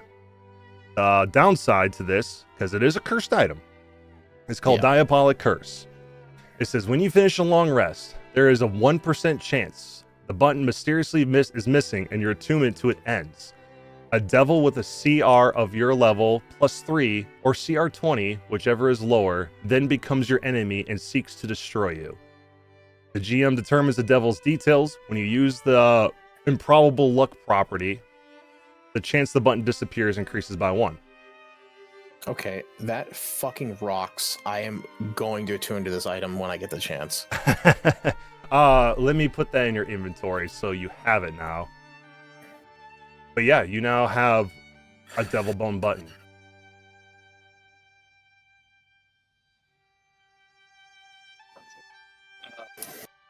And with identify, I believe I could identify if the mirror is a magic item or not. The mirror is magical. It's not a magical item. Okay. It's more of like a, what do you call it? I don't want to call it a simulacrum because that's not really what it is, but it's essentially holding something in it. With identify, I would know if any spells are affecting the mirror though, and I would know what spell it is. I would say maybe like dimension door or something. It's more like force cage, if anything. Interesting. It's okay, keeping something in it. Maybe destroying the mirror completely is a bad idea. I am going to turn the mirror around so the it is not facing out. Okay, for sure. Francis, that's not what I meant. That doesn't help me gain you any power. Let's not make deals with complete baby-killing psychopaths.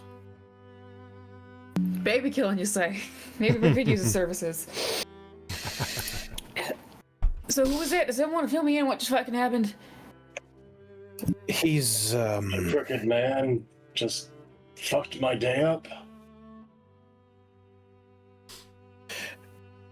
He was trying to kill us when we were trapped in the crooked house. He was a slave to Vesla. Now he's not. And now he seemingly is not completely free, but he's doing what he wants now. And I'm not completely sure what he wants. Okay, but we do know that somebody else. Oh, cleaned up, yes. What we know is that he seemingly wasn't lying. All he did was break the window open to allow the alien to come in and kill the mayor, and then someone else cleared his office out. We don't know who cleared or took all of the mayor's things. I'll say this, Dr. Moore, with your insight based on everything you've gleaned so far. Clearly, the Crooked Man was responsible for the mayor eventually dying. Yeah.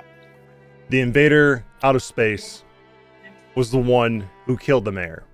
Someone else cleaned out the closet. Based on everything that you can gather so far, it wouldn't be out of the question to think that perhaps everything that's going on, this is the work of the Crooked Queen. Yeah. And these are all different pawns to meet a certain end that she desires. So that lends you to believe that perhaps, other than the Crooked Man and the invader, which was probably sent at the behest of the Crooked Queen, Which is what I was theorizing earlier, right? Like Right. it was sent as like an assassin unknowingly or what otherwise. right?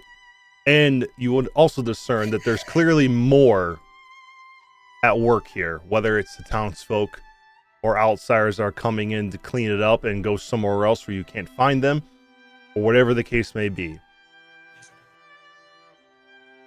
There's clearly something going on, and the mayor was a part of this, some plan going on, but because, and I don't know if you know this, I know Ginger knows this, but Malcolm read into the mayor's mind. Yeah, I believe he said something similar. Right. And was able to learn a little bit about the mayor and kind of get a surface level idea of what he's doing. And because that information was gleaned, he was removed from the equation. Because he was not just a loose end, but he was a liability to the plan overall. Right. Okay. And also So- based on what you're hearing too from what the Crooked Man said, Vesla clearly was part of the reason why he was trapped the way he was. And he did tell you that because Vesla's dead, he's grown more powerful. And he mentioned that there's more pawns that work here. So there's clearly a big thing going on across the hollow, at least based on the little bit he gave you, to some larger end here. Yeah. And of course, you stopping the ritual was only removing an obstacle to help them. So we inadvertently furthered their own goals by preventing the death of these two people. Right. You essentially, based on what you can discern, the attempt to save two people put many more at danger. And even though two didn't die, one already has. Obviously out of character, I know, but in character, Dr. Morin kind of suspects Malcolm. Okay.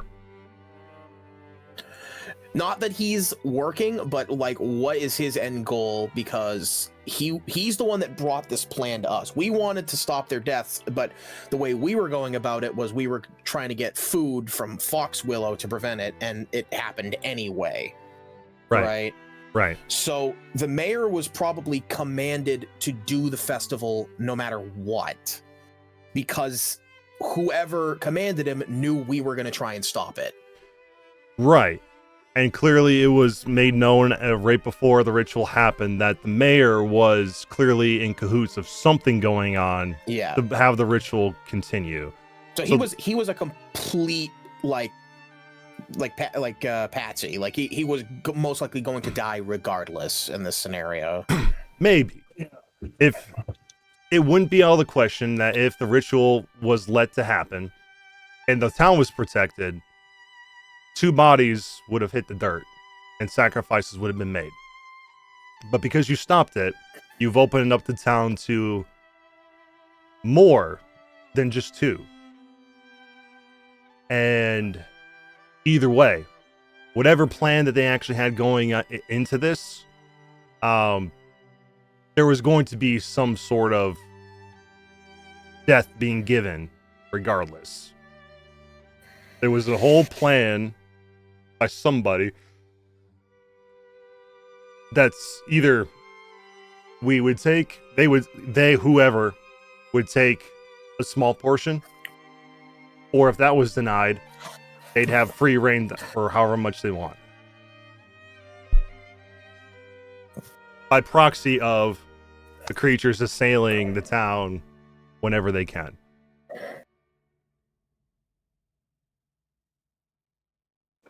And Revan, you also remember, I don't know if you're saying, I'm assuming you're kind of portraying it's kind of like doing the pacing back and forth, just like rattling off all the information that we have. I would have gotten us out of the room though. I've been trying to. Right. I figured we would just get out of the house because I openly shot a firearm in the house. They probably would have quickly rushed to that room. Right.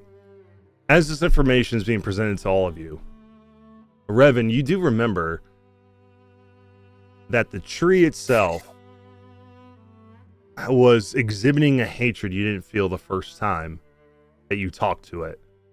In fact, it told you to stop the sacrifices, but its demeanor was different right before the ritual. And now, based on what Rusty is saying, the tree is not responding at all. I need to go to the tree.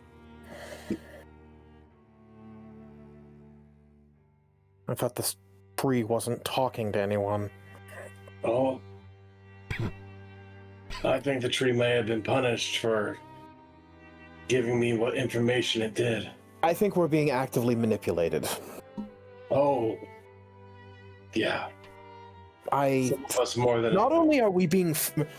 Remember on the road... Well, you didn't see it, Revan, because you were in the bag. But Ginger, remember on the road, we're being followed actively by multiple things.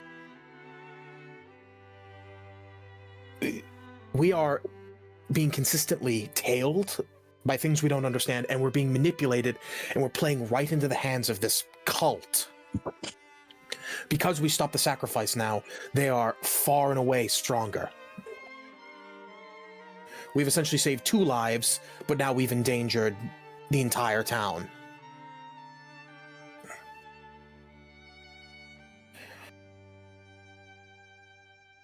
Not to mention I have to get the monastery. Yeah, I mean, how are we supposed to know that was gonna happen? I'm not saying... I'm just saying we're not in a...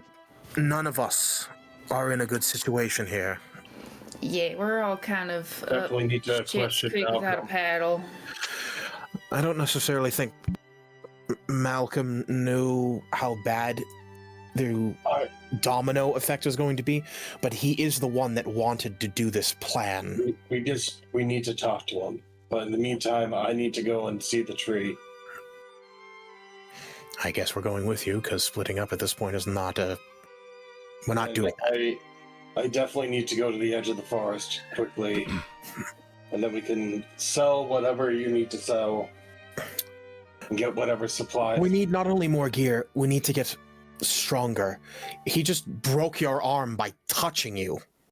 Welcome back, Clarence. No, did more than that. He almost killed me. Come back. You missed the crooked man.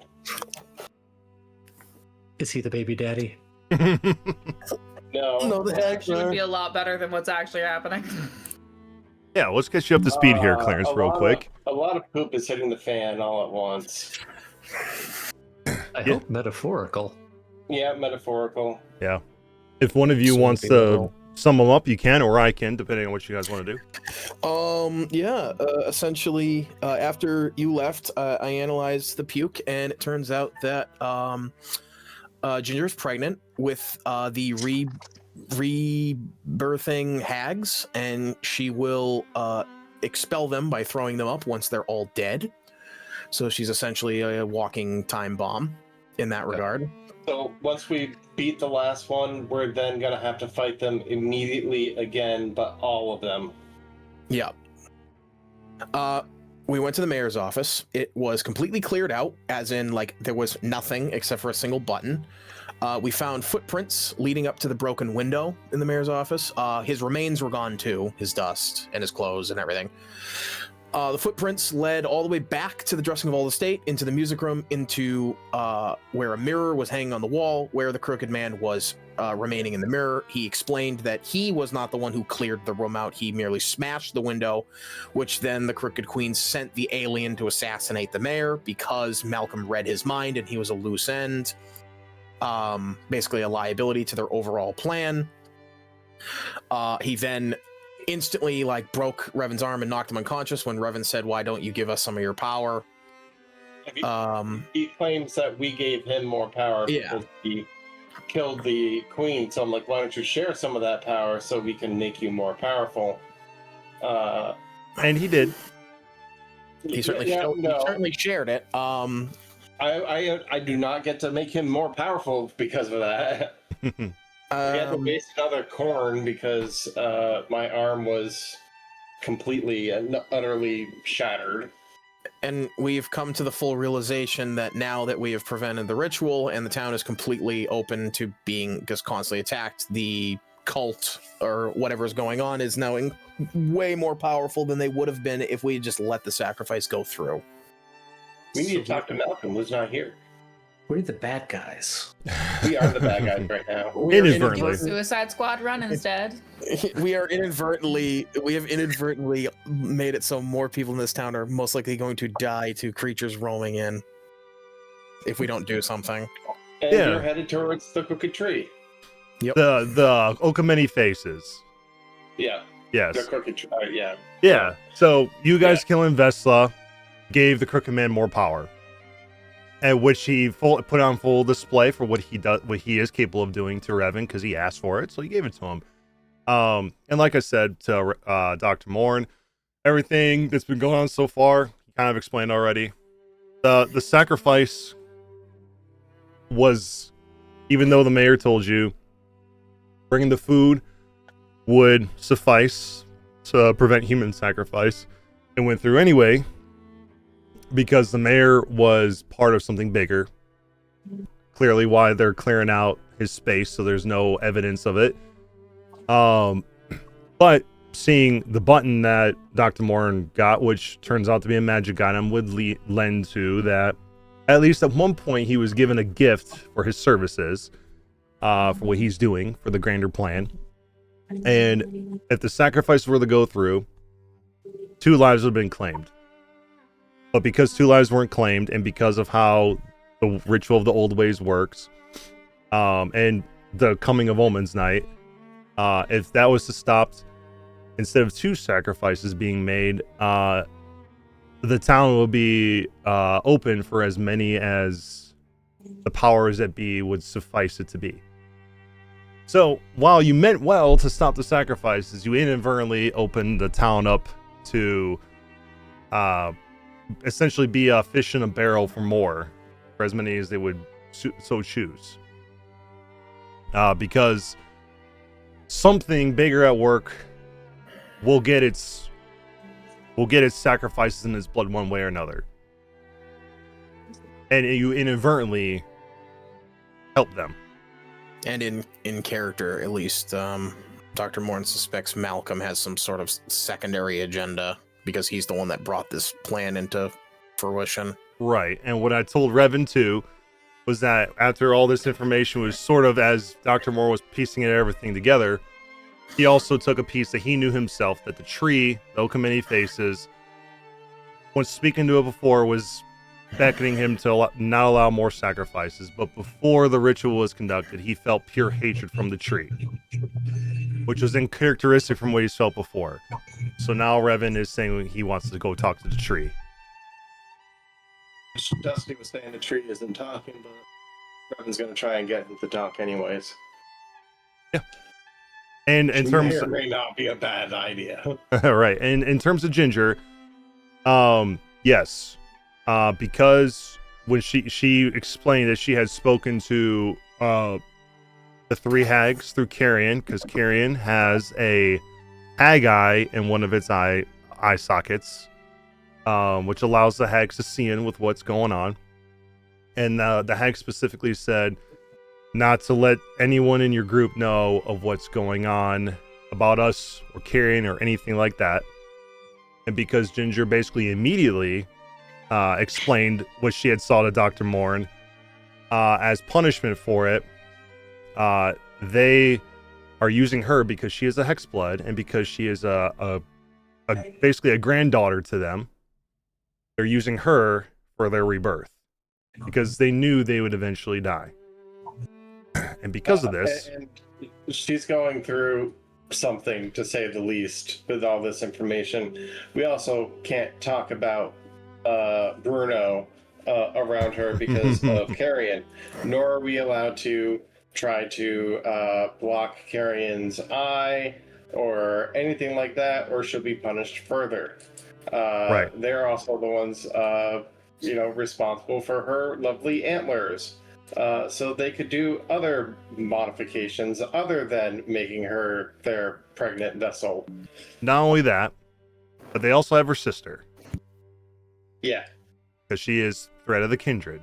And last she was told is her sister is in the mines, where one of the other hags lives. And, whatever happened to our sister. Madeira. Yeah. Madeira herself, last we saw, like through a vision, which she was going into the mine. We're so far from being able to catch up to her, so whatever her fate was is unfortunately kind of out of our hands. Right. So you're all caught up to speed so far with what's going on, what's been revealed. So now it seems what's in order is to go talk to Revan the and tree. Dr. Morn are not good at Comforting someone going through reality. Yeah. Like, we were the worst two of the group to try and, comfort someone. True that. And I'll also say, Dr. Moore did a medicine check. The hexbond inside of her cannot be removed without her dying. And because she is a hexblood, if the hexbond were to try to be aborted, essentially, the hexbond would still be born just through somebody else, whether that's through another unfortunate soul or perhaps Ginger's sister. Could be an insurance policy for that. Don't know yet, but that's what people have discerned. So can't be removed. Just has to go through its process until all the hags are dead, and eventually they will be reborn, and you'll have to contend with them again. And Revan, and that's how they'll die permanently. Revan pointed out, no, it's a good thing. That way, we know where they are. Right. The only way to truly defeat all the hags is to destroy the coven, which I think you were here for that. And because they're being reborn through Ginger, the only way you're going to be able to do it at this point is to kill the other two and then contend with the three of them once more and kill the entire coven in one fell swoop. Also, Ginger's kind of spiraling with it. Every time you ask her about it or talk about it, the number of hags that she's going to throw up just keeps increasing. 24. 32. So, in the meantime, You guys are heading towards the oak. Not many faces. Yep. Okay. Yeah. Excellent. Okay. So, you guys, I'm assuming, are catching Clarence up to speed while while we're walking to the Founders Round. Is there anything you want to add to this, Clarence? No. What the fuck? All right. So I walk right up to the tree and I'm like, I know you don't like being touched, but it's the only way I know how to communicate with you. And I'm going to place both hands and my forehead on the tree, and I am going to try and reach out mentally to the oak. Okay. I'll move your token up to the tree. Where's I'm assuming the rest of you are hanging out near him while this is occurring. Keep it on guard in case anything starts coming into Founders Round, alien or otherwise. Okay. I'm gonna make sure I have your familiars here, because I believe everyone had their familiars back, right? It was Pox, Carrion. Did you have Brenda still, or is she dead? I think she's dead, but I can remake her the next rest. Okay. She died in the month house. Well, technically, you Heal could have weapon. on this past rest, right? Let's say I did. Okay. I'm only at half-life right now, after being revived from my arm being shattered into a million pieces. All right. So you go up to the tree. You press your hand and your forehead into the tree. You at first don't get any response. Do you continue? I continue. Okay.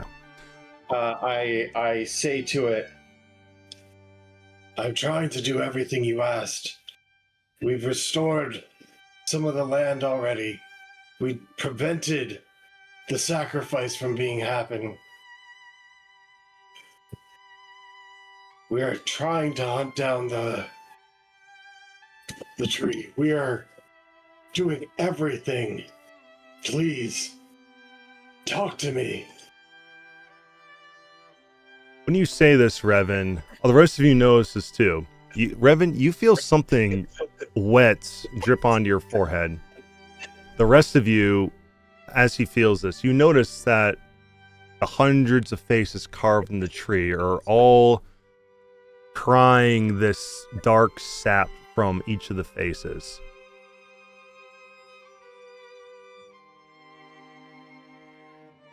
You do anything about that, Revan?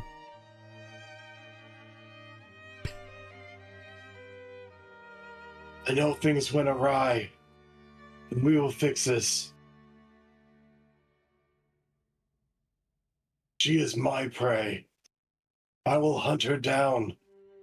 I will free. I will find out. I will find a way to free every single one of you. Revan, as you're saying this, you will hear within your mind something speak to you, and it will say, drink. I'll collect some of the dark sap in my hand, and I will. What the hell are you hold my doing? feathers, and I will drink it. Okay. The rest of you see Revan take a bit of the sap and put it into his mouth. Revan. Yeah, go ahead.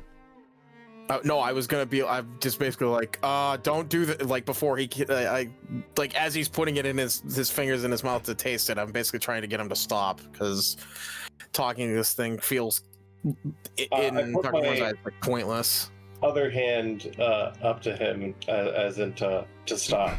Like Revan knows what he's doing right now. Okay. As you Until drink, I, explore from this. as you drink from the sap of the tree, you will start to be flooded with memories.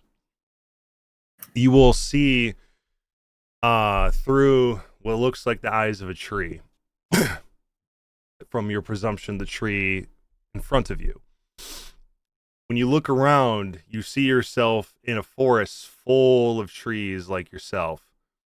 Beautiful, flourishing. The landscape is green. The trees are growing in numbers larger than you, assuming that you are were one of the younger trees here compared to the trees surrounding you. And then you will feel the memory shift to where you see these strange humanoids walking through the forest and felling the trees. And with each swing of the axe into the trees surrounding you, you feel every single axe blow to the trees. The pain that you feel from these axe chops on each tree are painful and persistent. And you feel this deep, deep sadness from the tree as you see the trees around you fall. And you can feel as if your very bark is being cut into, but there is no damage to your bark. The memory will then shift to these logs of these trees being cut and sawed into planks, these abominations of what your brethren used to be. And as they saw, you could feel as if it's cutting through your very own body.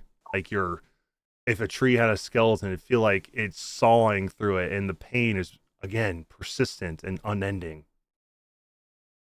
And you feel, as you're watching these people, these squishy, soft humanoids, as they are felling these great beings, these great sentient trees and the ancient trees, you feel this anger, like you want to crush every single one of them into a pulp.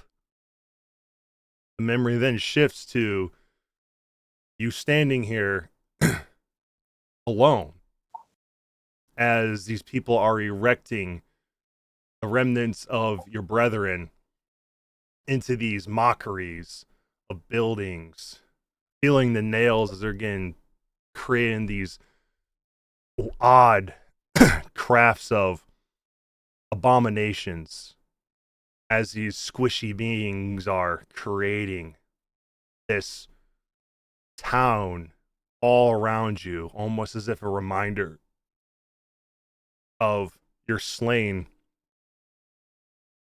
brethren here in nature. And then another memory shifts. You can see these people standing in front of you, one in particular with a sea of them standing there, speaking in this tongue that you don't understand. It sounds alien and odd to you. And if you could, you would take your branches and you would crush the person in front of you and every single one of them that you can see. But you can't. You're stuck here. And then you see the people walk up to the tree and slice their hands with crude stone knives and drip their blood into your roots and speak in some weird tongue. Almost sounds like they're chanting something, speaking to some god or goddess that they seem to revere. And as they drip the blood into your roots, you taste it for the first time. And it is sweet. Sweeter than any water or mineral that you can taste in the ground could ever give to you. The taste of their blood is almost addicting to you, and you want more. And as the years go by, you see over times of old, people being put in front of this tree and their throats slit as the people here kill their own and feed the blood to you, and it again is sweet. And with every moment that passes between each person that's been slain here, your hunger for this blood grows deeper and stronger, and your hatred grow wider. And as each of these people are sacrificed in front of you, and you taste their sweet nectar of their life essence. You quickly feel the pain as they take their crude knives and carve faces into your flesh, creating mockeries of the people, these ancient, weird, fleshy beings being slain in front of you to represent them on your bark. It's painful, but the blood is sweeter, so you allow it. And with each person that is slain here, the more blood that you consume, the more power you feel. The more faces are carved in your flesh. But the more you drink, the less you care. And then one day, you feel an immense, ancient pain, as if some powerful being that once allowed you to suckle on its power is suddenly snuffed out. And the ground around you, besides the blood that you've been drinking, feels hollow and empty, as if some powerful being had just died. And then you feel the land feel almost like the very dirt itself is a mockery, almost as if you could feel the horrid nature of what is being conducted in this land, and it makes you sick. But the more you drink the blood, the less you care. But then one day, you feel the ground around you become more ashen, more oppressive, almost as if your ability to breathe is being suffocated from you. You're a tree, you can't breathe, but what you take from the ground feels like it's dying. And like one day you're going to shrivel up into a rotted version of yourself and fall. But then eventually, as the sacrifices keep coming, you don't need that anymore. You just need the blood. For every person that is slain here at this tree. And the last sweet, sweet taste that you've had was almost alchemical, as somebody of some ancient or odd place was slain here. And you feel the presence of yourself standing at this tree. And for a moment, you see someone that is, while it makes you sick to look upon, just like every other fleshy being that lives in the husks of your fallen tree folk, this person doesn't come to you with apathy or hate or ambivalence, but knowing, as if wanting to know more about your very being. And for a moment, a small shred of you feels the need to call out to it to end this, because whatever is allowing you to sustain yourself from blood doesn't feel right or natural. It feels like a blight to you. And you call out to them to ask them to help. But then something more ancient comes in, and you drink of this blood that you've never drank before. And it wasn't poured into your roots. It came from somewhere farther. And the shred of who you once were dies as you drink from this blood that you cannot help yourself from drink anymore. And now all you feel is hatred. And now you feel ready to uproot yourself and smash every fleshy soul you can see and drink from every blood you can get your branches on. And the first ones that seem the most tasteful are the ones standing before us now. And then you feel something in your branches. A friend, maybe.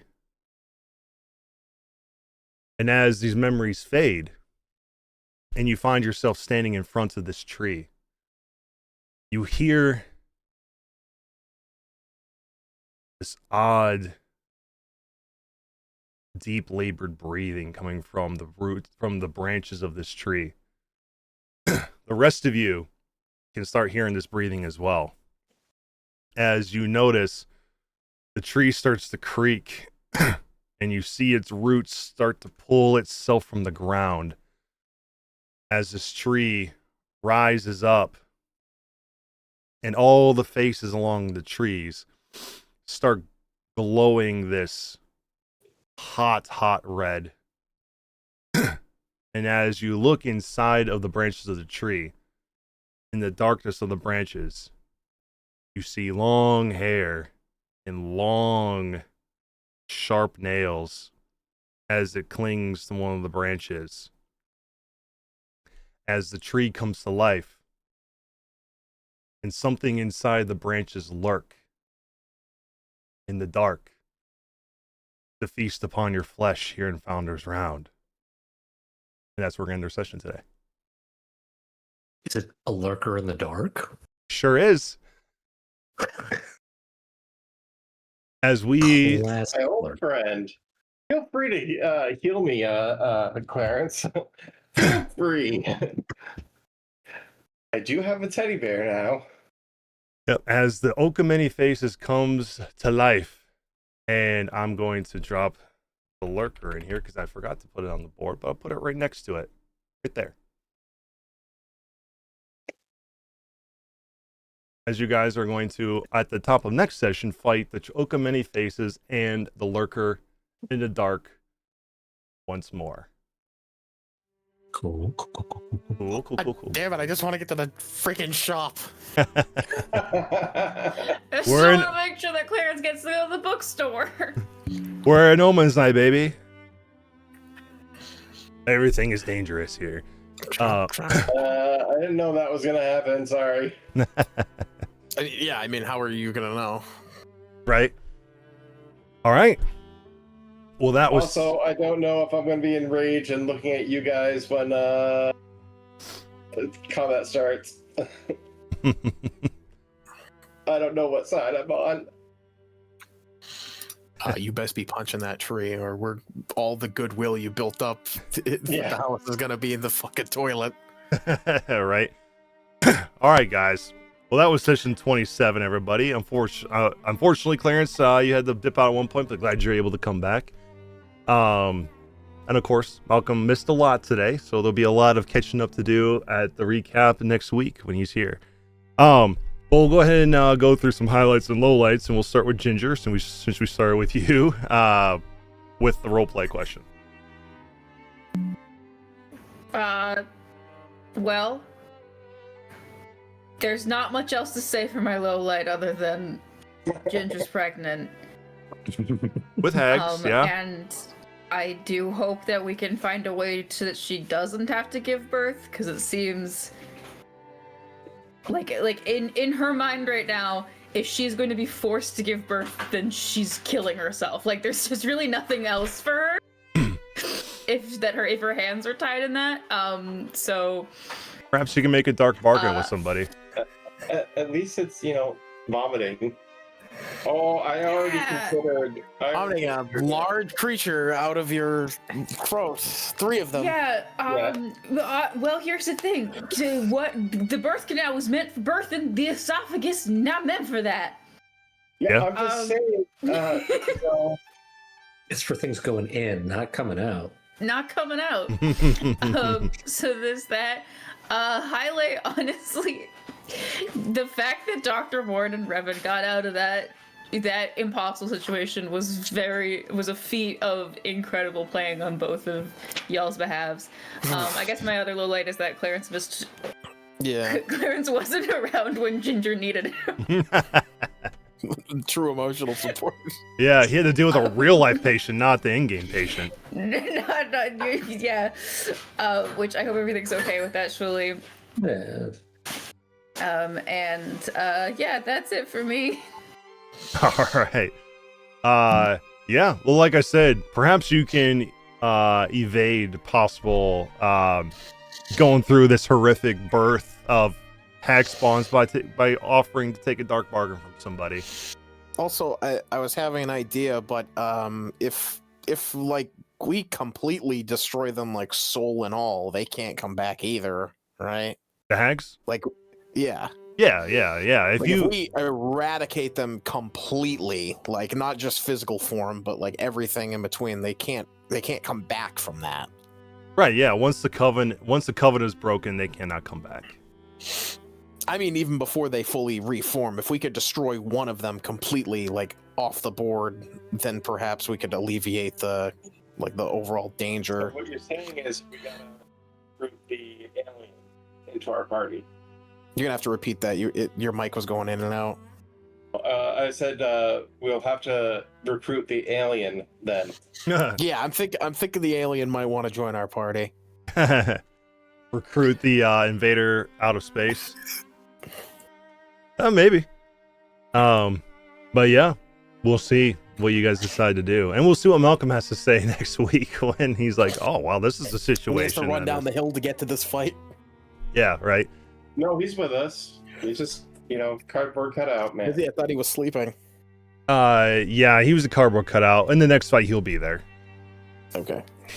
Not to worry. Revan.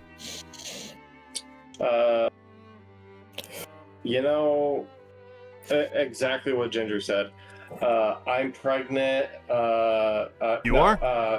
Yeah. No, Revan is also it's the pregnant, exact but same with thing. evil. Feel bad for Ginger. Forced pregnancy. Even if she isn't actually pregnant right now, they're just planning on using her. Basically, they pretty much just announced, "Hey, if something happens to us, you're our vessel, because you done f up." That sucks. In game, Revan was actually already thinking of trying to figure out some way to do a dark bargain on her behalf to help her. Clarence, I hope whoever you had to run away to go and help is okay. Sucked that you had to leave, but medical emergencies are medical emergencies, so I hope the doctoring went well.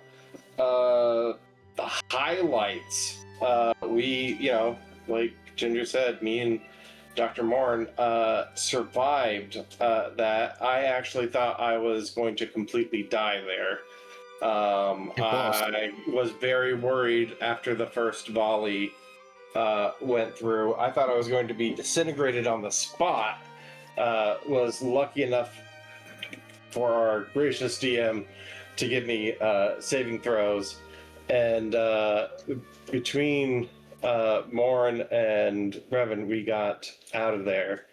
Revan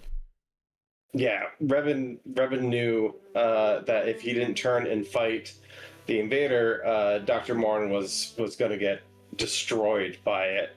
Because Revan could have just kept skedaddling and been like, "See ya, Morn, don't know what happened to him."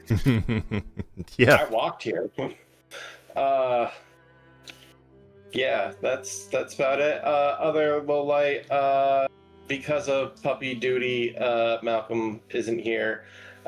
Wish I had his problem, but I would still try to play because I'm crazy like that. That's about it. Cool. Yeah. You got what, knocked twice by the invader? Yep. Because And then once by You did roll nat 20 though to get back up though. That was like the most penultimate. Like, okay, let's Yeah, get I the crit, fuck I out crit of him. here. Mhm. I crit him twice and rolled a nat 20 to get back up. Like the sure willpower of Revan. Mhm. And- Yeah, I don't want to lose him. I want to see him at higher levels. And the good thing is you chose Thunder, which caused concussions, which helped you evade it leaving later because it had disadvantage on all the checks. It was just dazed and confused, like, oh, where'd it go? Oh. But yeah, awesome. Yeah, unfortunately Malcolm couldn't be here, but hopefully we'll see him next week. And of course, Clarence, hopefully your patient's okay. And if they're not, hopefully they can be okay soon. Hopefully soon. Hopefully. Yeah. Yeah. Highlight. It felt like things are ramping up story-wise this session. Lots of stuff happened. Mhm. Low light. It's already been said, but not being able to be here for the full session. Yeah, but you came back at the end, got caught up, and got to see that you're about to fight the Oak and the Lurker for one final time. At least this one. Hopefully the final time. Unless it gets away. Hey, that's true. If it just is like, oh, I'm dipping out. We'll love to fight another day. You never know. Be a sucker. Get ready for. You guys are gonna have to fight the tree. I'm fighting that lurker. Let's hope it doesn't suplex you first. Yeah. But yeah, Dr. Morn. Highlight. We didn't get Mars attacks. Disintegrated. So that was good. I actually really like that creature. As much as it's super dangerous, it felt that was probably the first like random encounter creature in like a D&D where I'm like, wow, this thing is actually not only is it fast, but it has like a lot of answers to like just like, oh, if you attack it, it can immediately get out of your range and then hit you with like a huge psychic blast, and then it could stun you or knock you unconscious. Like I legitimately was like, this is a difficult creature that if you were caught out, like if I was by myself in that scenario, I'd be dead. Essentially, if it wasn't for Revan also coming to the mayor's office, I would 100% be dead. This is true. So it was a combined effort from both of us, and I'm certainly glad he came. But that was the highlight, was getting away from the gray, and also I thought there was a lot of good role play. Yeah. I'm trying to definitely, from the low lights last session, I agree, and I'm trying to not split off because of getting jumped, not only by getting jumped by random creatures, but having a bit more, I guess, interactions like with the full party. Yeah, for sure. Even though we didn't have the full party for a good portion of the session, but you know what I mean. Yeah, it works out in the end. Yeah, this thing can teleport, make you force an intelligence save, and hit you with some psychic. It can incapacitate you, and then it can hit you with its disintegrate, or its touch, and then basically disintegrate you. Luckily, the way they wrote it, it didn't say if you drop to 0 hit points, you're disintegrated. Actually, like when you were reduced to 0. But my low light still didn't get to go to the shop, so yeah, didn't get to sell nothing. And then we're gonna have to fight this buster ass tree and this damn lurker that won't go away. Yeah, that's true. This is true. It is, like I said, it is Omensnight, and it is dangerous out here. And I knew that as soon as Omensnight came on, if you guys interacted with the tree, it was game on. And as soon as Revan's like, I'm going to the tree, I'm like, all right. And this is the second D&D horror book where you fight a giant tree that I've seen. Yeah. Yeah. In Curse of Strahd, you fight a giant sentient tree as well. That's true. The what is it called? Winter Splinter. Yeah, Winter Splinter. That's right. This one has a cooler name though. The Oak of Many Faces. Yeah, and it has Alder's face. I feel like I thought Vald's face was on it, not Alder. Yeah, Vald's face. Yeah, sorry. Yep. That's what I was alluding to. If you didn't catch my drift. Yeah, no, I caught that when you were talking about the strange chemical-y taste. Yeah, the Gory Gus killing. Yeah. For Ginger, who you weren't here, that was one of our original players, Vald, who I think had to dip out after session 4. because of work, and then we just killed this character through a little side quest. So that's what I was alluding to. And then I was alluding to the conversation that Revan had with the tree in the beginning that he's been telling you guys about for forever. But yeah, my highlights, you guys survived the invader of outer space. Knocked Revan twice, but he survived it. I'm glad that the rule didn't, because if that was the case, like, cool, you're disintegrated, more and you're disintegrated, that's the end of them. I'm glad the rule was written in that way. And also, Ginger, thank you for reminding me what the natural 20 is for death saving throws, because when I was thinking about it, every game I've played, I've never had anyone roll a natural 20 on a death save, so I completely forgot that was the rule. You get your full turn on that, so I will remember that. So I appreciate you chiming in on that and letting me know. Also, just wanted to preface with you, Ginger, with what's going on with you. Are you okay with that? With your character? I think that Ginger's really not okay with it. I'd like to discuss the dark bargain, maybe to get rid of whatever it is. I just think that she and I are both struggling to see why she wouldn't just kill herself. Sure. Yeah, I understand that.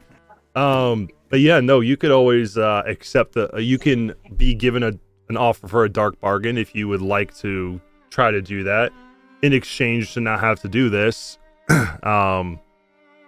But like I said before, from what Dr. Moore is, it will still happen. It just may not be through you if you choose to accept a dark bargain.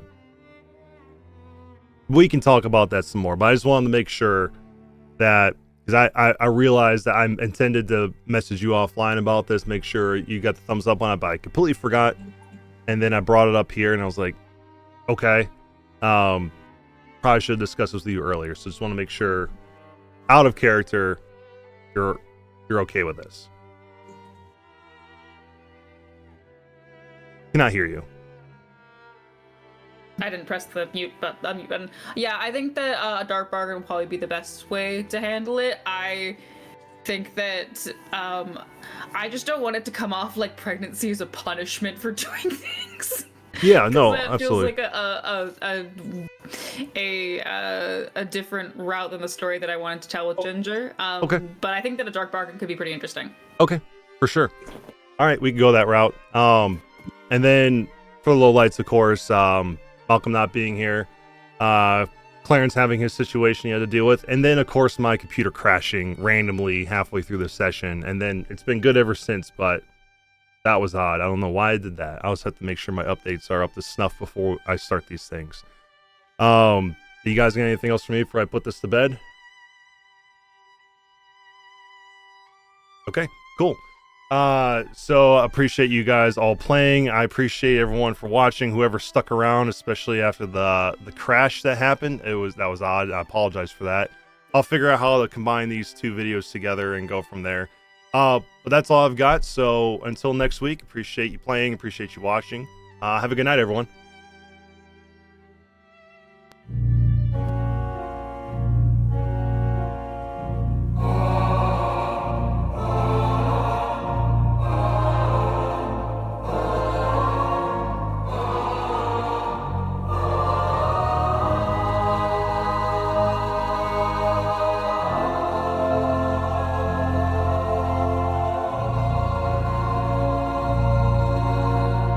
Bear me under your shadow, sweet as night.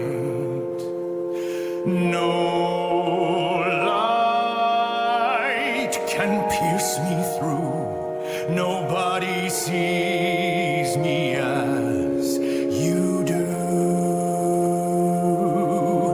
Stand now, bloodless, unburdened, trained of fear. No more must we be shameful, the dread behind our tears. Hear me, trust me, see me, love me, fear me, judge me. I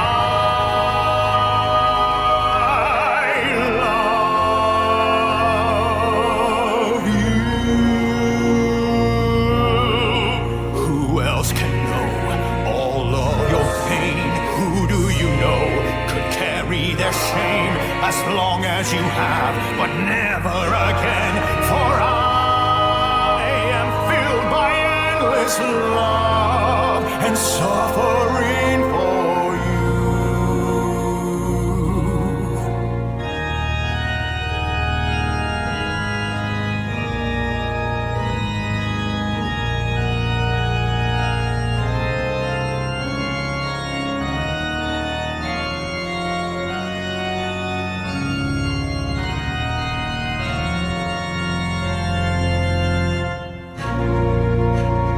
Hear me,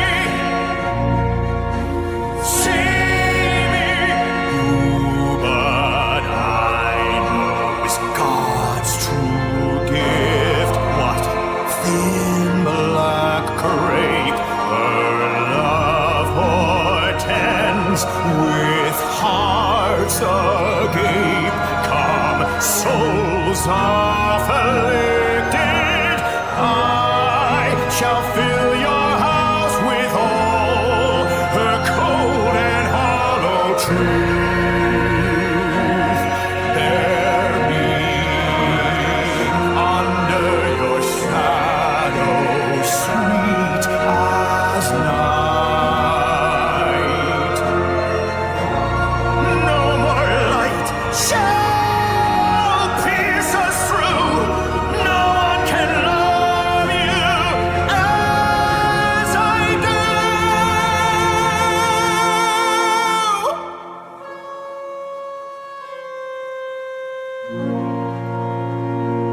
Trust me. Fear me.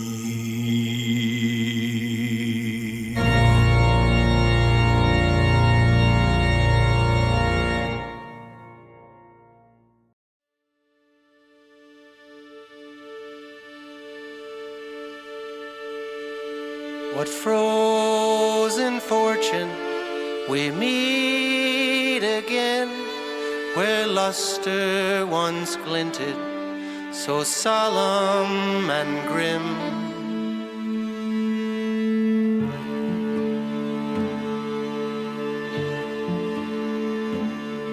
Behold how patient with hollow grace the eyes of the brakeman like two open graves peer into the gaping shapeless night wind, daring us to leave it all behind, and gliding on a mist that shrouds us faceless, all together so alone we'll ride, all together so alone we ride. With pain and courage your fare's been paid. What use is honor on a passenger train? Beyond the glass, unyielding haze contorts your reflection and empties your gaze.